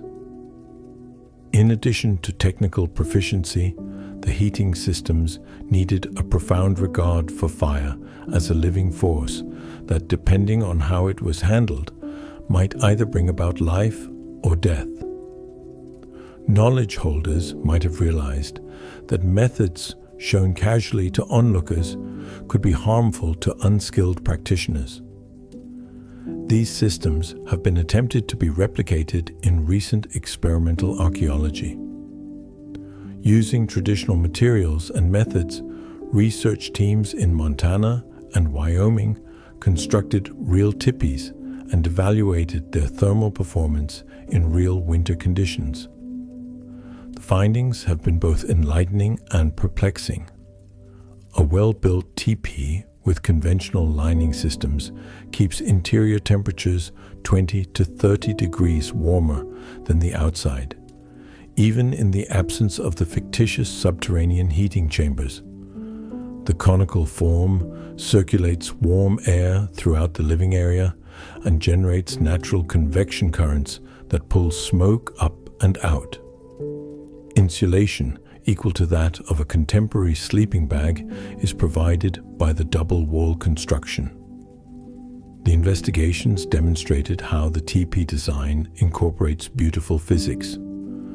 Precise air circulation patterns could be created by adjusting the smoke flaps at the top of the structure, which would pull in fresh air at the bottom and release smoke and stale air at the top. In order to ensure that the heat from the central fire reached every area of the living space, the wall's angle produced convection currents that moved warm air in predictable patterns. The lining systems were really clever. In addition to providing essential insulation, the customary dew clother hide lining suspended around the interior walls at a height of roughly 6 feet directed airflow to promote comfort and reduce heat loss. While the warm air in the living area was mainly unaffected, cold air might be sucked up and out of the building through the opening between the lining and the outer wall. However, the comfort levels reported in historical records are still not entirely explained by the data. There are still too many unknowns. Specifically, how heated stones were incorporated into the heating system, how to regulate fires, and how to modify ventilation to maximize heat retention and avoid carbon monoxide poisoning. In particular, the methods for managing fires seem to have required abilities that the majority of modern people no longer possess. According to historical reports, fires burned persistently through the night without using too much fuel that could be banked to produce mild heat for hours with no smoke and maximum thermal output. These accomplishments needed knowledge of fuel characteristics, air movement, and combustion chemistry that went much beyond just lighting and maintaining fires. Different handling methods were needed for different kinds of fuel. The main fuel on the treeless plains, buffalo chips, burnt at particular temperatures and produced distinctive forms of heat based on variables that fire tenders learned to identify and take advantage of. Fresh chips were ideal for cooking and rapid warming since they burned hot and quickly. Aged chips were ideal for nighttime heating since they burned more evenly and for a longer period of time. Buffalo that are fed grass burn their chips differently than buffalo that have been fed sage or other plants. Additionally, skilled firefighters may assess a fuel's heating qualities by inspecting it before it was ever lighted. When it was accessible, wood had its own complications. The steady, smoky heat produced by green cottonwood was ideal for overnight fires, but unsuitable for cooking. Although it burnt hot and clean, seasoned ash needed to be handled carefully to prevent the living area from becoming too hot. When available, dead oak offered the ideal ratio of heat production to burn time, but it took years to become proficient in banking and air control procedures. The cultural understanding surrounding these heating systems may be the biggest puzzle. Every facet of teepee life required knowledge and abilities that took years to acquire. In actuality, the ladies who oversaw these winter residences were environmental engineers with knowledge of fuel combustion, air movement, thermodynamics, and thermal mass storage. They were aware that the temperature at which buffalo chips burned varied according to the animal's diet and the time of year the excrement was deposited. A piece of wood species, moisture content, and sound when struck could all be used to determine how well it heated. They realized that different kinds of fires, such as slow, steady coals or quick scorching flames, played varied roles in keeping people comfortable on a winter's night. The breadth of this understanding encompassed nuances that contemporary science is just now starting to recognize. Firefighters were aware that burn rates and heat production were influenced by the humidity of the combustion air. They were able to modify their fire management as they were aware that variations in air pressure before weather fronts would affect how their fires burned. They understood that in order to ensure adequate air circulation within the teepee, winds from various directions required different ventilation systems. Fire building procedures had to be adjusted to reflect the seasonal fluctuations in fuel qualities. Autumn buffalo chips, which had cured gradually over cool evenings, burned differently than summer chips, which dried quickly in the hot sun. Fall wood gathered after the growing season stopped provided different heat properties than spring wood, full of increasing sap. Master firekeepers kept mental lists of these differences and modified their methods accordingly. Daily activities that appeared straightforward but were in fact very complex were infused with this knowledge. The sunset fire was constructed in a different way than the morning fire. The fuel burned on clear nights was not the same as that used during storms. The placing of personal things, the sleeping robes, and even the manner in which individuals sat and walked around the lodge. The thermal management system was supported by the coordination of all of them. The overnight fire had burned down to coals, but the thermal mass of hot stones and warm ground retained enough energy to make rekindling comfortable rather than desperate. So the morning fire routine started before daybreak. In order to determine how much heat was still in the system, the firekeeper would get up in the dark and feel the temperature gradients inside the teepee. Then, using just the right amount of fuel, they would build the morning fire to warm the area for the day's activities without wasting energy or causing uncomfortable overheating as the sun rose. Different tactics were needed for evening fires. The firekeeper would start constructing thermal mass for the night as the sun began to set, warming the dirt surrounding the fire pit and heating stones that would be placed in sleeping locations. This would create the conditions necessary to keep people comfortable during the long winter night.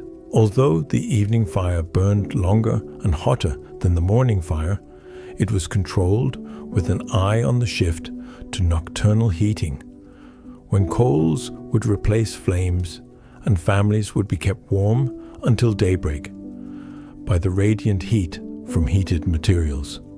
Storm fires posed the most threat and necessitated the most advanced methods. The teepee's regular ventilation patterns were upset by drastic temperature variations and quickly shifting wind directions during blizzards that swept across the plains. Firefighters had to adjust to conditions that could change hourly while maintaining warmth and air quality. They were skilled at producing burns that could withstand sudden blasts of wind. How to modify ventilation to avoid downdrafts that could cause smoke to fill the living area. How to keep the heat output constant while the storm may cut off regular fuel supplies. Think about the enigma surrounding the inner sanctum, which was the area immediately surrounding the fire pit that functioned as the teepee's thermal core. This region was frequently lined with carefully chosen materials, according to archaeological evidence. Certain types of sand that could be heated and radiated to warm sleeping spaces, certain clays that retained and radiated heat, and even configurations of flat stones that produced hot surfaces for cooking and body warming. Geology, chemistry, and physics expertise were needed for the selection and preparation of these materials.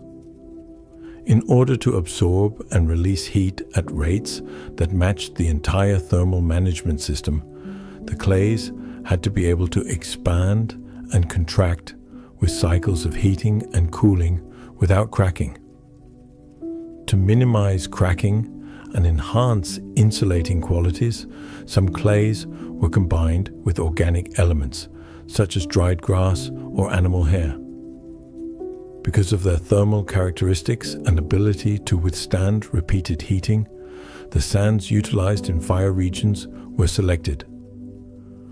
After fires burned out, river sand with particular mineral compositions heated uniformly and held onto its warmth for hours.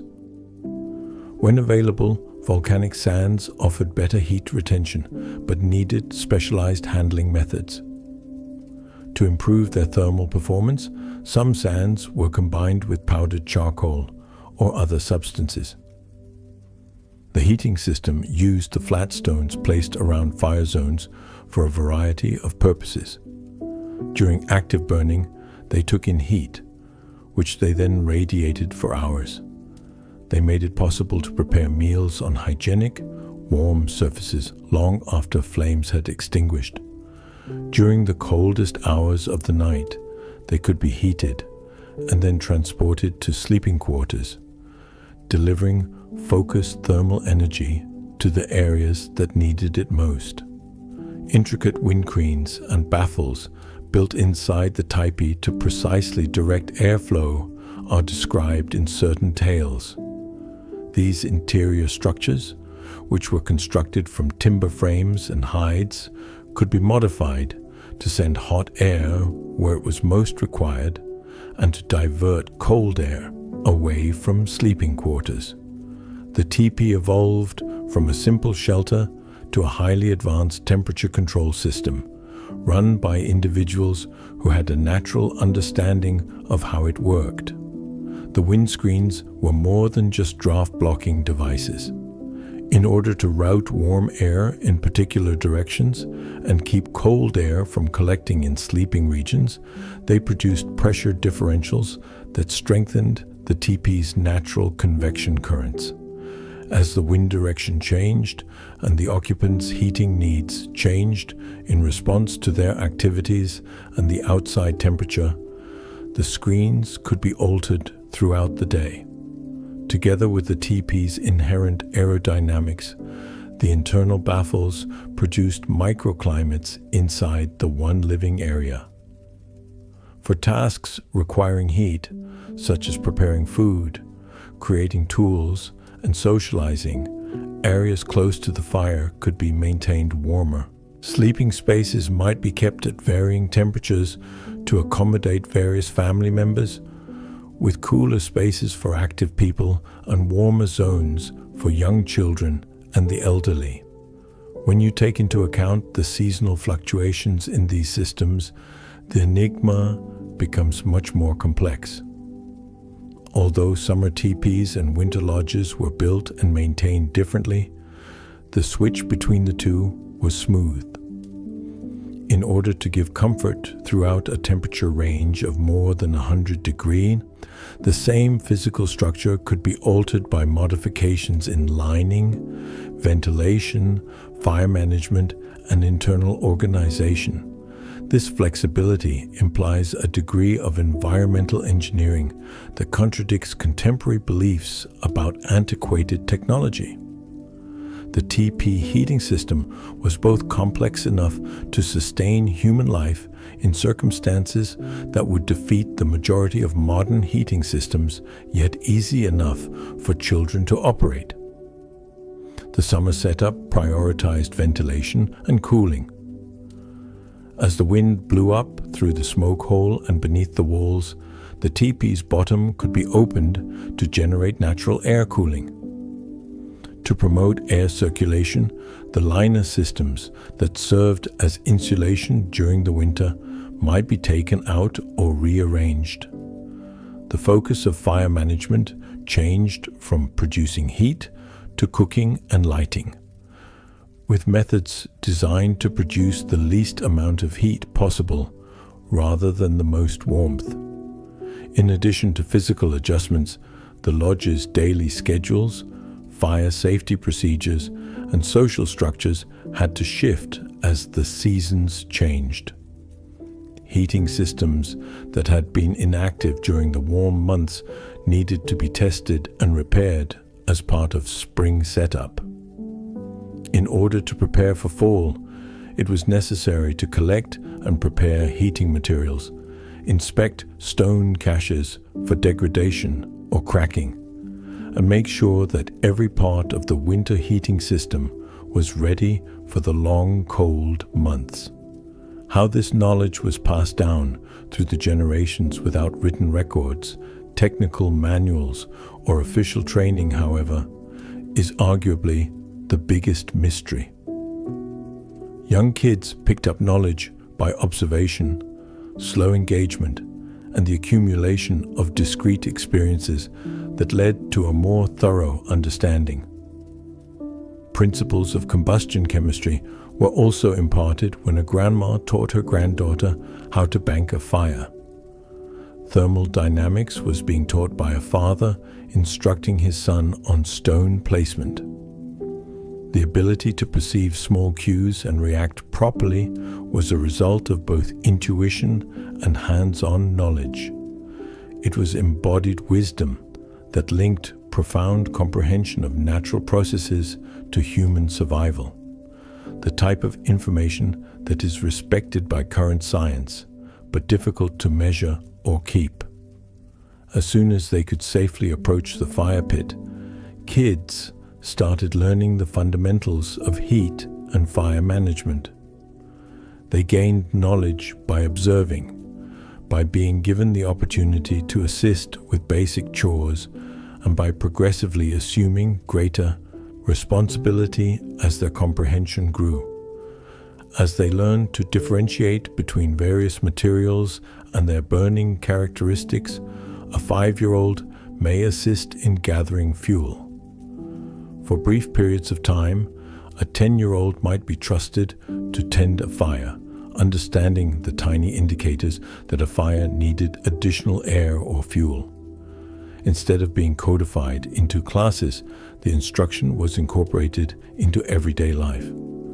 There was a chance to learn about heat control with each meal preparation. Fire banking served as an example of thermal management concepts every evening. Rekindling each morning provided an opportunity to learn about the connection between air circulation and combustion. The knowledge grew organically over time as a result of growing up in a society where existence depended on knowing these systems. It was thought that by adolescence, young people would have a sufficient understanding of the fundamentals to assist in the supervision of the heating systems, in order to identify fuel that would burn properly and steer clear of materials that would produce hazardous smoke or inadequate heat. They learned to understand weather signals that indicated when heating tactics would need to change.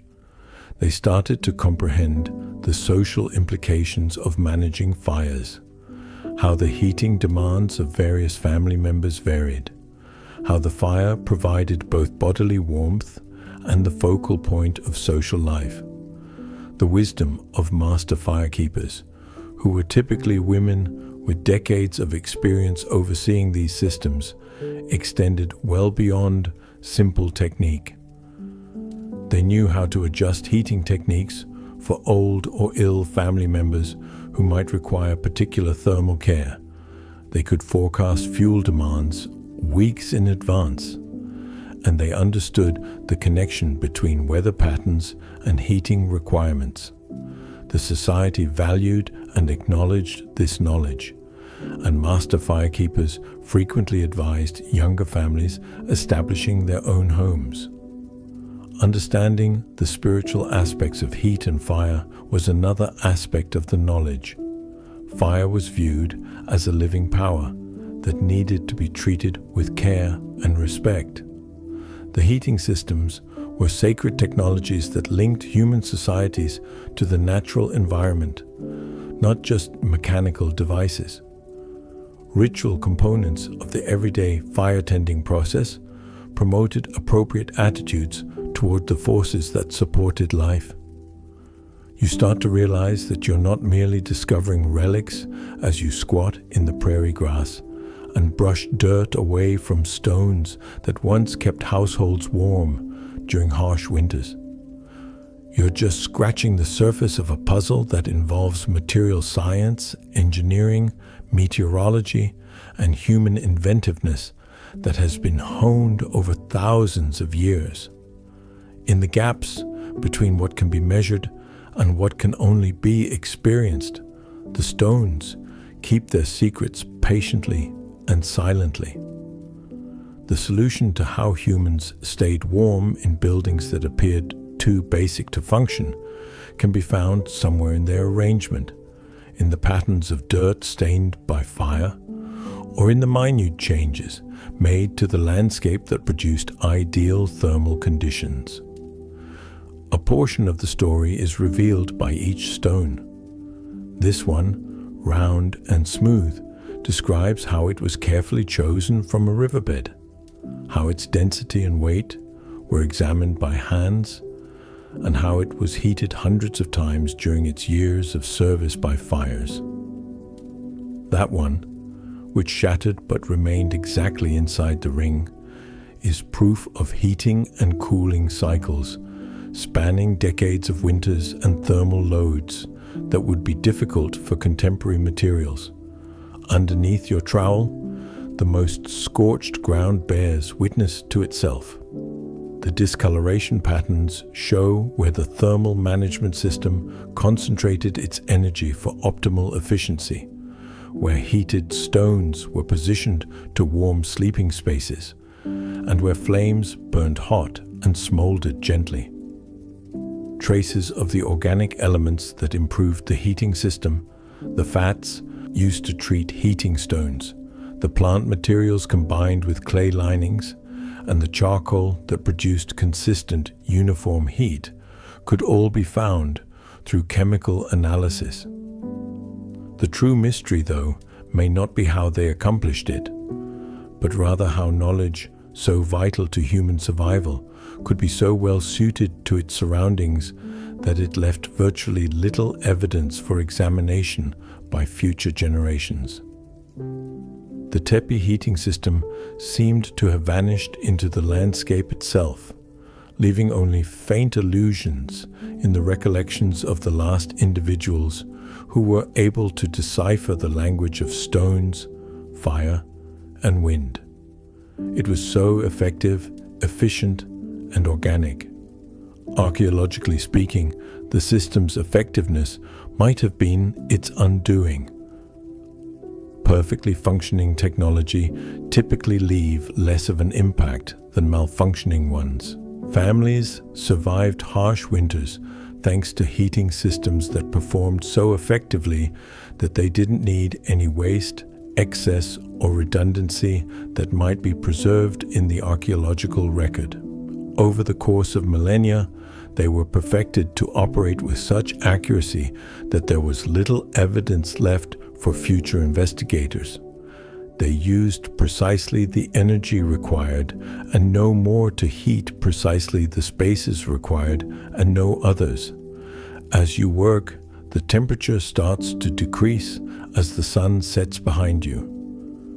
This hot evening will turn into a chilly prairie night in a matter of hours, and you will withdraw to your contemporary tent with its propane heater and synthetic insulation. Any modern technology would be humbled by the winter evenings felt by the stones beneath your palms. They also inexplicably kept people warm.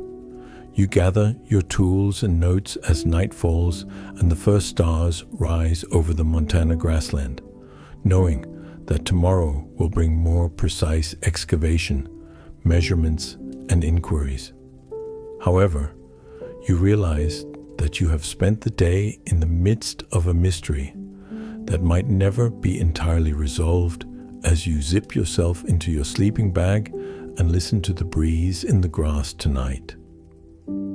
The enigma of how natural forces and human intelligence came together to produce technology so sophisticated and useful that they disappear into the landscape, leaving only stones and tales and the incessant queries of future generations wondering how it was accomplished. Let us wander in the direction of a different sort of warmth as the mysteries of ancient heating settle like dust on forgotten stones. The sort that resulted from the subtle advantages that made the difference between surviving winter and enjoying it comfortably, as well as from expertly placed stones and carefully banked fires. Imagine a Yellowstone River winter camp in February of 1856. For the past 3 days, snow has been falling, and the wind brings a chill that causes lungs to hurt and exposed skin to burn. Thin streams of grey are sent into the pewter sky by the smoke holes of 43 tipis who are gathered in the cover of cottonwoods across the camp. Warmth, however, was not shared equitably even inside this ostensibly egalitarian circle of lodges. A distinctively different teepee stands in the middle of the camp, positioned to receive the most sunlight and slightly uphill from the rest. 24 feet in diameter rather than the customary 12 or 15, built from the hides of 18 prime buffalo cows adorned with painted patterns that depict hunting and military triumphs. This is the lodge of Running Wolf, a Blackfoot chief whose power spans 3 allied bands and whose winter luxury represents not only individual achievement but also the intricate social structures that dictated who perished and who remained warm. Anyone who has spent evenings in the smaller, more congested teepees of ordinary families can see the contrasts right away inside Running Wolf's lodge. Compared to the haphazard pebbles used in less expensive lodges, the fire pit is bigger and lined with well-chosen stones that retain and radiate heat more effectively. In addition to the usual buffalo chips and cottonwood branches, the fuel supply is carefully arranged along the walls and contains valuable hardwood that is transported from the mountains. Charcoal produced from hickory and oak that burns hotter and longer than anything found on the grassland.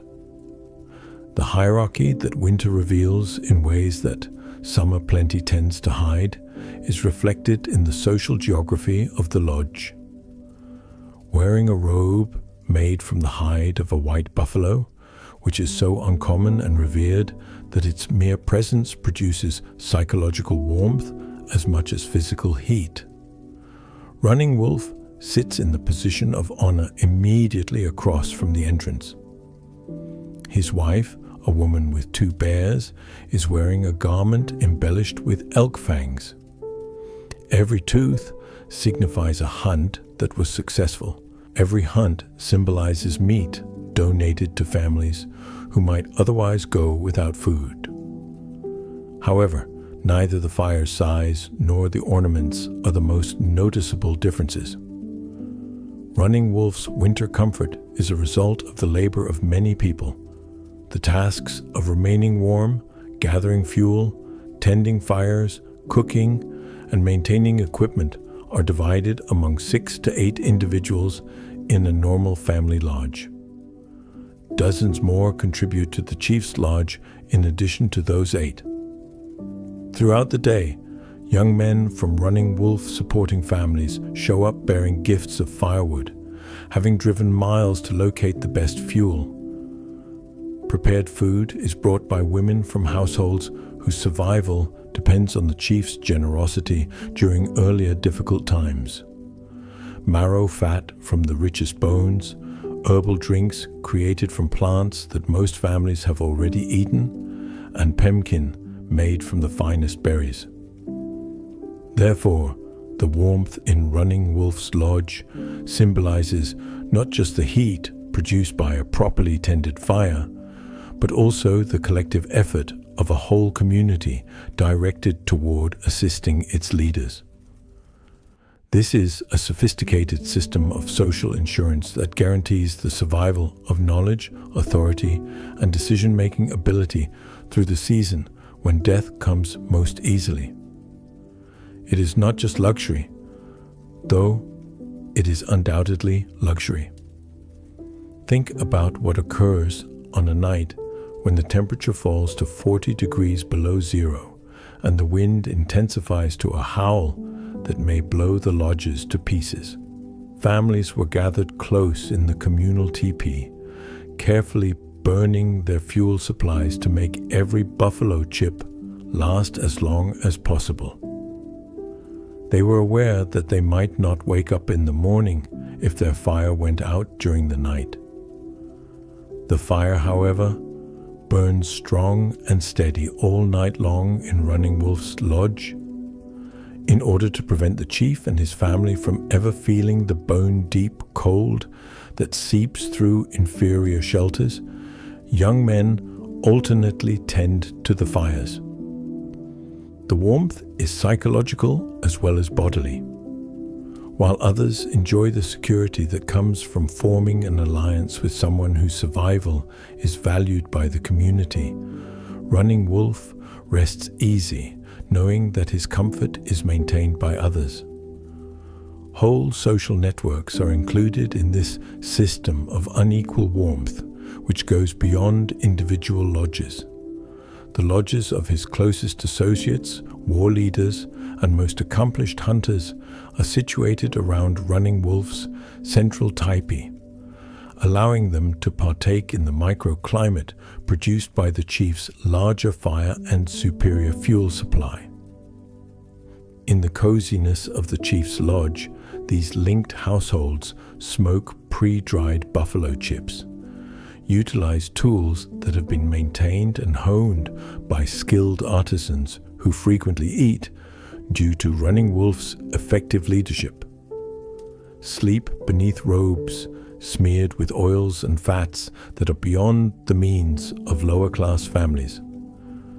As you leave the center of power, the warmth progressively fades. Families with fewer ties to the chief's network live in smaller, less strategically located teepees that are heated by fires that require more careful maintenance and less frequent feeding. Elderly people who have reached the end of their productive years, women without influential families, and young men without established reputations all hold positions in the camp's thermal hierarchy that correspond to their social and economic status. The lodges of individuals who subsist on the suffering of the community are located at the edges of the camp, where the wind blows the hardest and the shelter is the least effective. Orphaned families, those recuperating from disease or trauma, and those whose misfortune or poor choices have left them vulnerable to the kindness of others. Their fuel supplies are limited, their bedding and clothes are thin and patched, and their flames burn low. However, even this seeming disparity fulfills purposes that perfect egalitarianism might not be able to. The cozy lodge of Running Wolf becomes a hub for winter government, a place where people who are well fed enough to plan beyond immediate survival, rested enough to think clearly, and comfortable enough to think clearly, can make decisions. The Chief's Cozy Lodge serves as a hub for developing and implementing solutions when storms ensnare the camp for days. Food supplies run low, and disputes emerge between families who are stressed out by cold and confinement. Winter hierarchy's psychological dynamics are just as intricate as its physical ones. Running Wolf's comfort is a community resource as much as a personal luxury. His cozy, brightly lit lodge is a meeting spot for the camp's most seasoned hunters, wisest elders, and most talented artisans. Instead of being spent in solitary family groups, Winter evenings are used for knowledge sharing, organizing springtime events, and resolving conflicts that may otherwise split the community during its most vulnerable time of year. However, the system generates conflicts and tensions of its own. Running Wolf's winter comfort is guaranteed by the same social networks that also establish responsibilities that go well beyond the winter months. Families who help the chief stay warm by providing fuel and work anticipate material support in the event that their own survival is in jeopardy. Preferred access to good camping locations, advocacy in conflicts, and reciprocal support during summer hunts. As a result, the warm lodge of the chief turns into a sort of social furnace that burns through accumulated responsibilities just as quickly as it consumes physical fuel. Running Wolf is always juggling the demands his status creates with the comfort it offers. His capacity to stay warm over the winter rests not just on his available resources, but also on his ability to navigate a complicated web of relationships that, depending on how they are handled, can either make him vulnerable or secure. In that frigid February of 1856, for example, a messenger from a far-off tribe arrived to seek safety for his people, whose winter camp had been destroyed by a prairie fire that damaged their lodges and burned their stored food. While eating hot stew and explaining the dire circumstances facing his people, the messenger sits in Running Wolf's cozy lodge, steam rising from his frost-covered garments. Running Wolf's choice will be influenced by both political strategy and selflessness. In order to accommodate the refugees, already limited resources must be shared. Lodges that are barely big enough for their current occupants must be packed, and fuel supplies that must last until spring must be strained. Refusing assistance, however, might jeopardize the friendships Running Wolf needs for summer combat, trade ties that benefit his people, and marriage links that unite towns across the great grassland. Although the refugees are eventually welcomed, new levels of thermal disparity are created as a result of their incorporation into the winter camp. They live in hurriedly built shelters at the very edge of the camp, where the communal fire's warmth hardly reaches and the wind blows most forcefully. They eat from pots that contain more water than meat, sleep under flimsy robes borrowed from families who cannot afford to share, and burn green wood that creates more smoke than heat. However, their existence also shows how adaptable the winter survival system is. Resilience is produced by the same social networks that establish hierarchy. Responses that might not be feasible in a more egalitarian system are made possible by the community's investment in leadership and the concentration of resources in the hands of strong leaders when individual families or even entire bands experience disaster. For Running Wolf's people, including the refugees who are finally included into the social and thermal networks of the settlement, the winter of 1856 was free of significant catastrophe. However, the incident had an impact on the band's social structure. According to who had given and received warmth, new responsibilities had been made, new coalitions had been formed, and new hierarchies had been put in place. The map of winter warmth had been transformed into a map of social interactions by spring, when the lodges were demolished and the bands dispersed to their summer hunting areas. These associations would last through the warm months and affect the makeup of the camp for the following winter. Those who had given fuel to the chief's lodge will be remembered for their kindness. Those who had been warmed would think about their obligation, the system wasn't entirely beneficent or exploitative. It was an adaptive method of structuring human communities to endure circumstances that would be lethal for lone individuals or strictly egalitarian groupings. Leaders' focus of winter warmth fulfilled purposes beyond simple comfort. It retained the power to make decisions, upheld social order, supplied resources for emergency response, and established rewards for the kinds of superiority in hunting, combat, and diplomacy that were advantageous to the group as a whole. The warmth that has kept his family warm through another winter fades into memory as the lodge poles are removed and packed for the trip to spring camps, and the final embers in Running Wolf's fire pit die. But the relationships built in that warmth, the duties generated by shared fuel and shared shelter, the hierarchies made obvious by who slept soundly and who barely survived. Long after the snow has melted and a new grass has grown on the prairie, these still have an impact on the town. The fire is gone, but its warmth endures in the intricate social ties that will decide who congregates around the flames of next winter, whose comfort will be given priority, and whose existence will be guaranteed by the cumulative heat of deliberate disparity and human collaboration. Ultimately, the social bonds that enabled survival in a world where warmth was life itself were destroyed by the chief's fire, along with the wood and buffalo chips. As the memory of Running Wolf's fire fades and the intricate warmth of winter hierarchies settles into the silent spaces between then and now, let's return to the straightforward miracle that has gotten us through this arduous night's journey, the enduring human ability to provide solace in the face of unfathomable cold. Tonight, as in 1847 and 1856, the wind continues to blow across the Great Plains.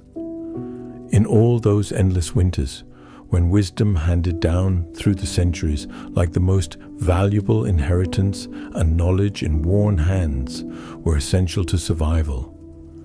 Now, however, you are laying in your own bed in your own room, surrounded by walls that regulate their temperature through mechanisms you hardly give much thought to, while the wind finds new havens, fires, and fantasies of warmth. The insulation in your walls, the windows that keep out, the night, the furnace in your basement. These things function invisibly and automatically to keep you comfy. With the carefree gesture of someone who has never had to decide between having enough gasoline to last till morning and remaining warm, you adjust the thermostat. However, you have touched something that your cozy contemporary world may have forgotten somewhere in tonight's story, in the patient details of buffalo hide and carefully banked fires, in knowledge systems and social networks, all centered on the straightforward purpose of living till spring. For a few moments, you have experienced what it's like to earn warmth instead of just expecting it. Imagine a little buffalo bird woman learning how to detect weather indicators in fire smoke from her grandmother's cautious hands, how to use sound to determine the quality of fuel, how to position stones so they would hold heat through the darkest hours. Imagine her curled up in buffalo robes while the outside temperature plummeted to a point where she would perish in a matter of minutes.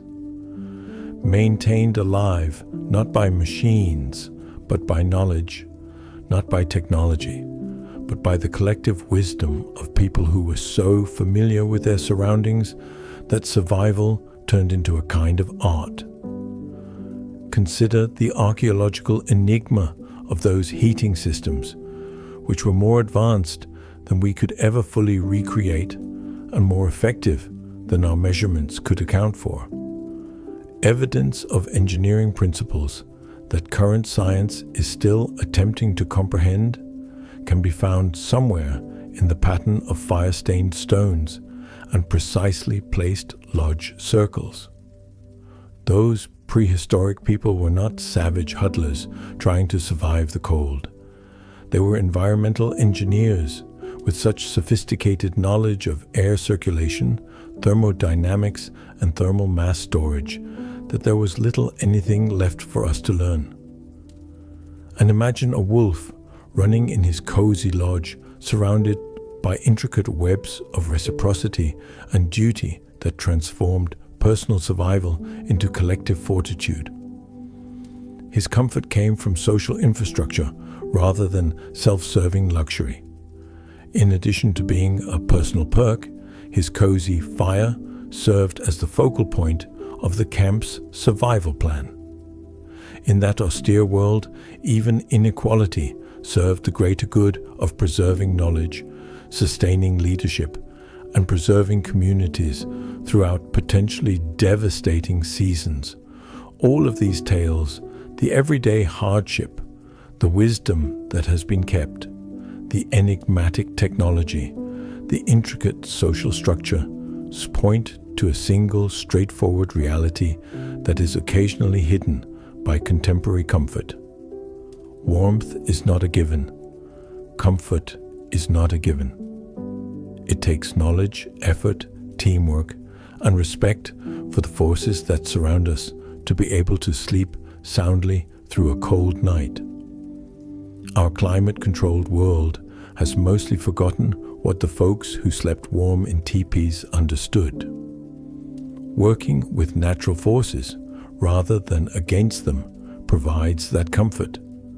From comprehending the surroundings instead of merely controlling them, from creating communities that share the warmth that makes life possible as well as the labor of survival. The most profound lesson from tonight's journey, however, may not be found in the particular methods of heating teepees or the social structures of winter camps, but rather in the realization that human ingenuity, when pushed by necessity and directed by accumulated wisdom, can produce adaptation miracles that appear impossible until you realize how they operate. Families shouldn't have been able to survive those flimsy buffalo hides spread over wooden poles during winters that killed exposed people in a matter of hours. When the temperature outside hit 40 degrees below zero, those little fires shouldn't have been able to warm areas big enough for a dozen people. These seemingly straightforward survival techniques shouldn't have allowed sophisticated, flourishing societies to endure thousands of years of environmental change. But they did, and in doing so, they showed something about human potential that you should keep in mind tonight as you get into your own cozy bed. We are creatures with tremendous adaptability, amazing teamwork, and creative solutions to seemingly overwhelming difficulties. Whether it is from neatly banked flames or central heating, the warmth that surrounds you now is the result of generations upon generations of people figuring out how to survive when everything around them wanted to freeze them to death. More than 100 years have passed since the final ember of Running Wolf's fire died out. The wisdom that Buffalo Bird Woman held in her cautious hands has been dispersed to field notes and archives, maintained in bits and pieces, but no longer present in the day-to-day practice of survival. The enigmatic heating systems that provided households with warmth during terrible winters have fallen back into the ground, leaving archaeologists with just perplexing remnants to consider. The fundamental truth, however, endures as long as the wind that still blows the scent of snow across the endless grass, and as steady as the stars that gaze down on those winter camps. In the coldest areas on Earth, human beings may create islands of warmth and comfort by cooperating, sharing knowledge, and taking care of one another. The echo of all those past nights is with you tonight when you close your eyes and allow sleep to transport you to dreams. Nights when it took deliberate effort to stay warm. When the mere act of sleeping securely till morning was a triumph worthy of celebration, and comfort was won through skill and teamwork. If there is wind outside your window, it is not dangerous. No matter the temperature, you're immune to it. No danger exists in the darkness, no matter how deep. You sleep in a level of security and comfort that the people who lived in the Tipis could hardly fathom, even with their best efforts. Nevertheless, they accomplish something that goes beyond just survival via their hardship, triumph, and slow collection of knowledge, wisdom, and concern for one another. In the face of a world that appeared to be intended to kill them, they built its home, not just comfort, community, not just survival, the basis for all we refer to as civilization, not merely a place to live. You can rest easy tonight knowing that the warmth that envelops you, the security that protects you, and the comfort that carries you to sleep are all the result of the combined efforts of innumerable generations who resisted the chilly wind, found ways to keep the fire going, and taught their children and their children's children the priceless lesson of how to stay warm in a cold world. Now the fire is low. The silent darkness is filled with the heat that the stones have collected. Winter waits patiently outside, but within, surrounded by the warmth of human care and inventiveness, sleep arrives soundly and gently. Ash replaces the ember. As morning approaches, the darkness grows darker. Dreams are where the old wisdom rests, as it carried those tipi dwellers through all their long winter nights, so it brings us all into whatever warm shelter is on the other side of sleep. And somewhere in the liminal area between recollection and rest, the wisdom of staying warm softly carries you toward grieving. We appreciate you allowing this leisurely historical tour to be a part of your evening. Every week, I tell 3 or 4 fresh, soothing tales. You're welcome to subscribe if this one made it easier for you to sleep. The screen is ready for another lovely journey. You can also become a part of our little community below. May the dreams of tonight be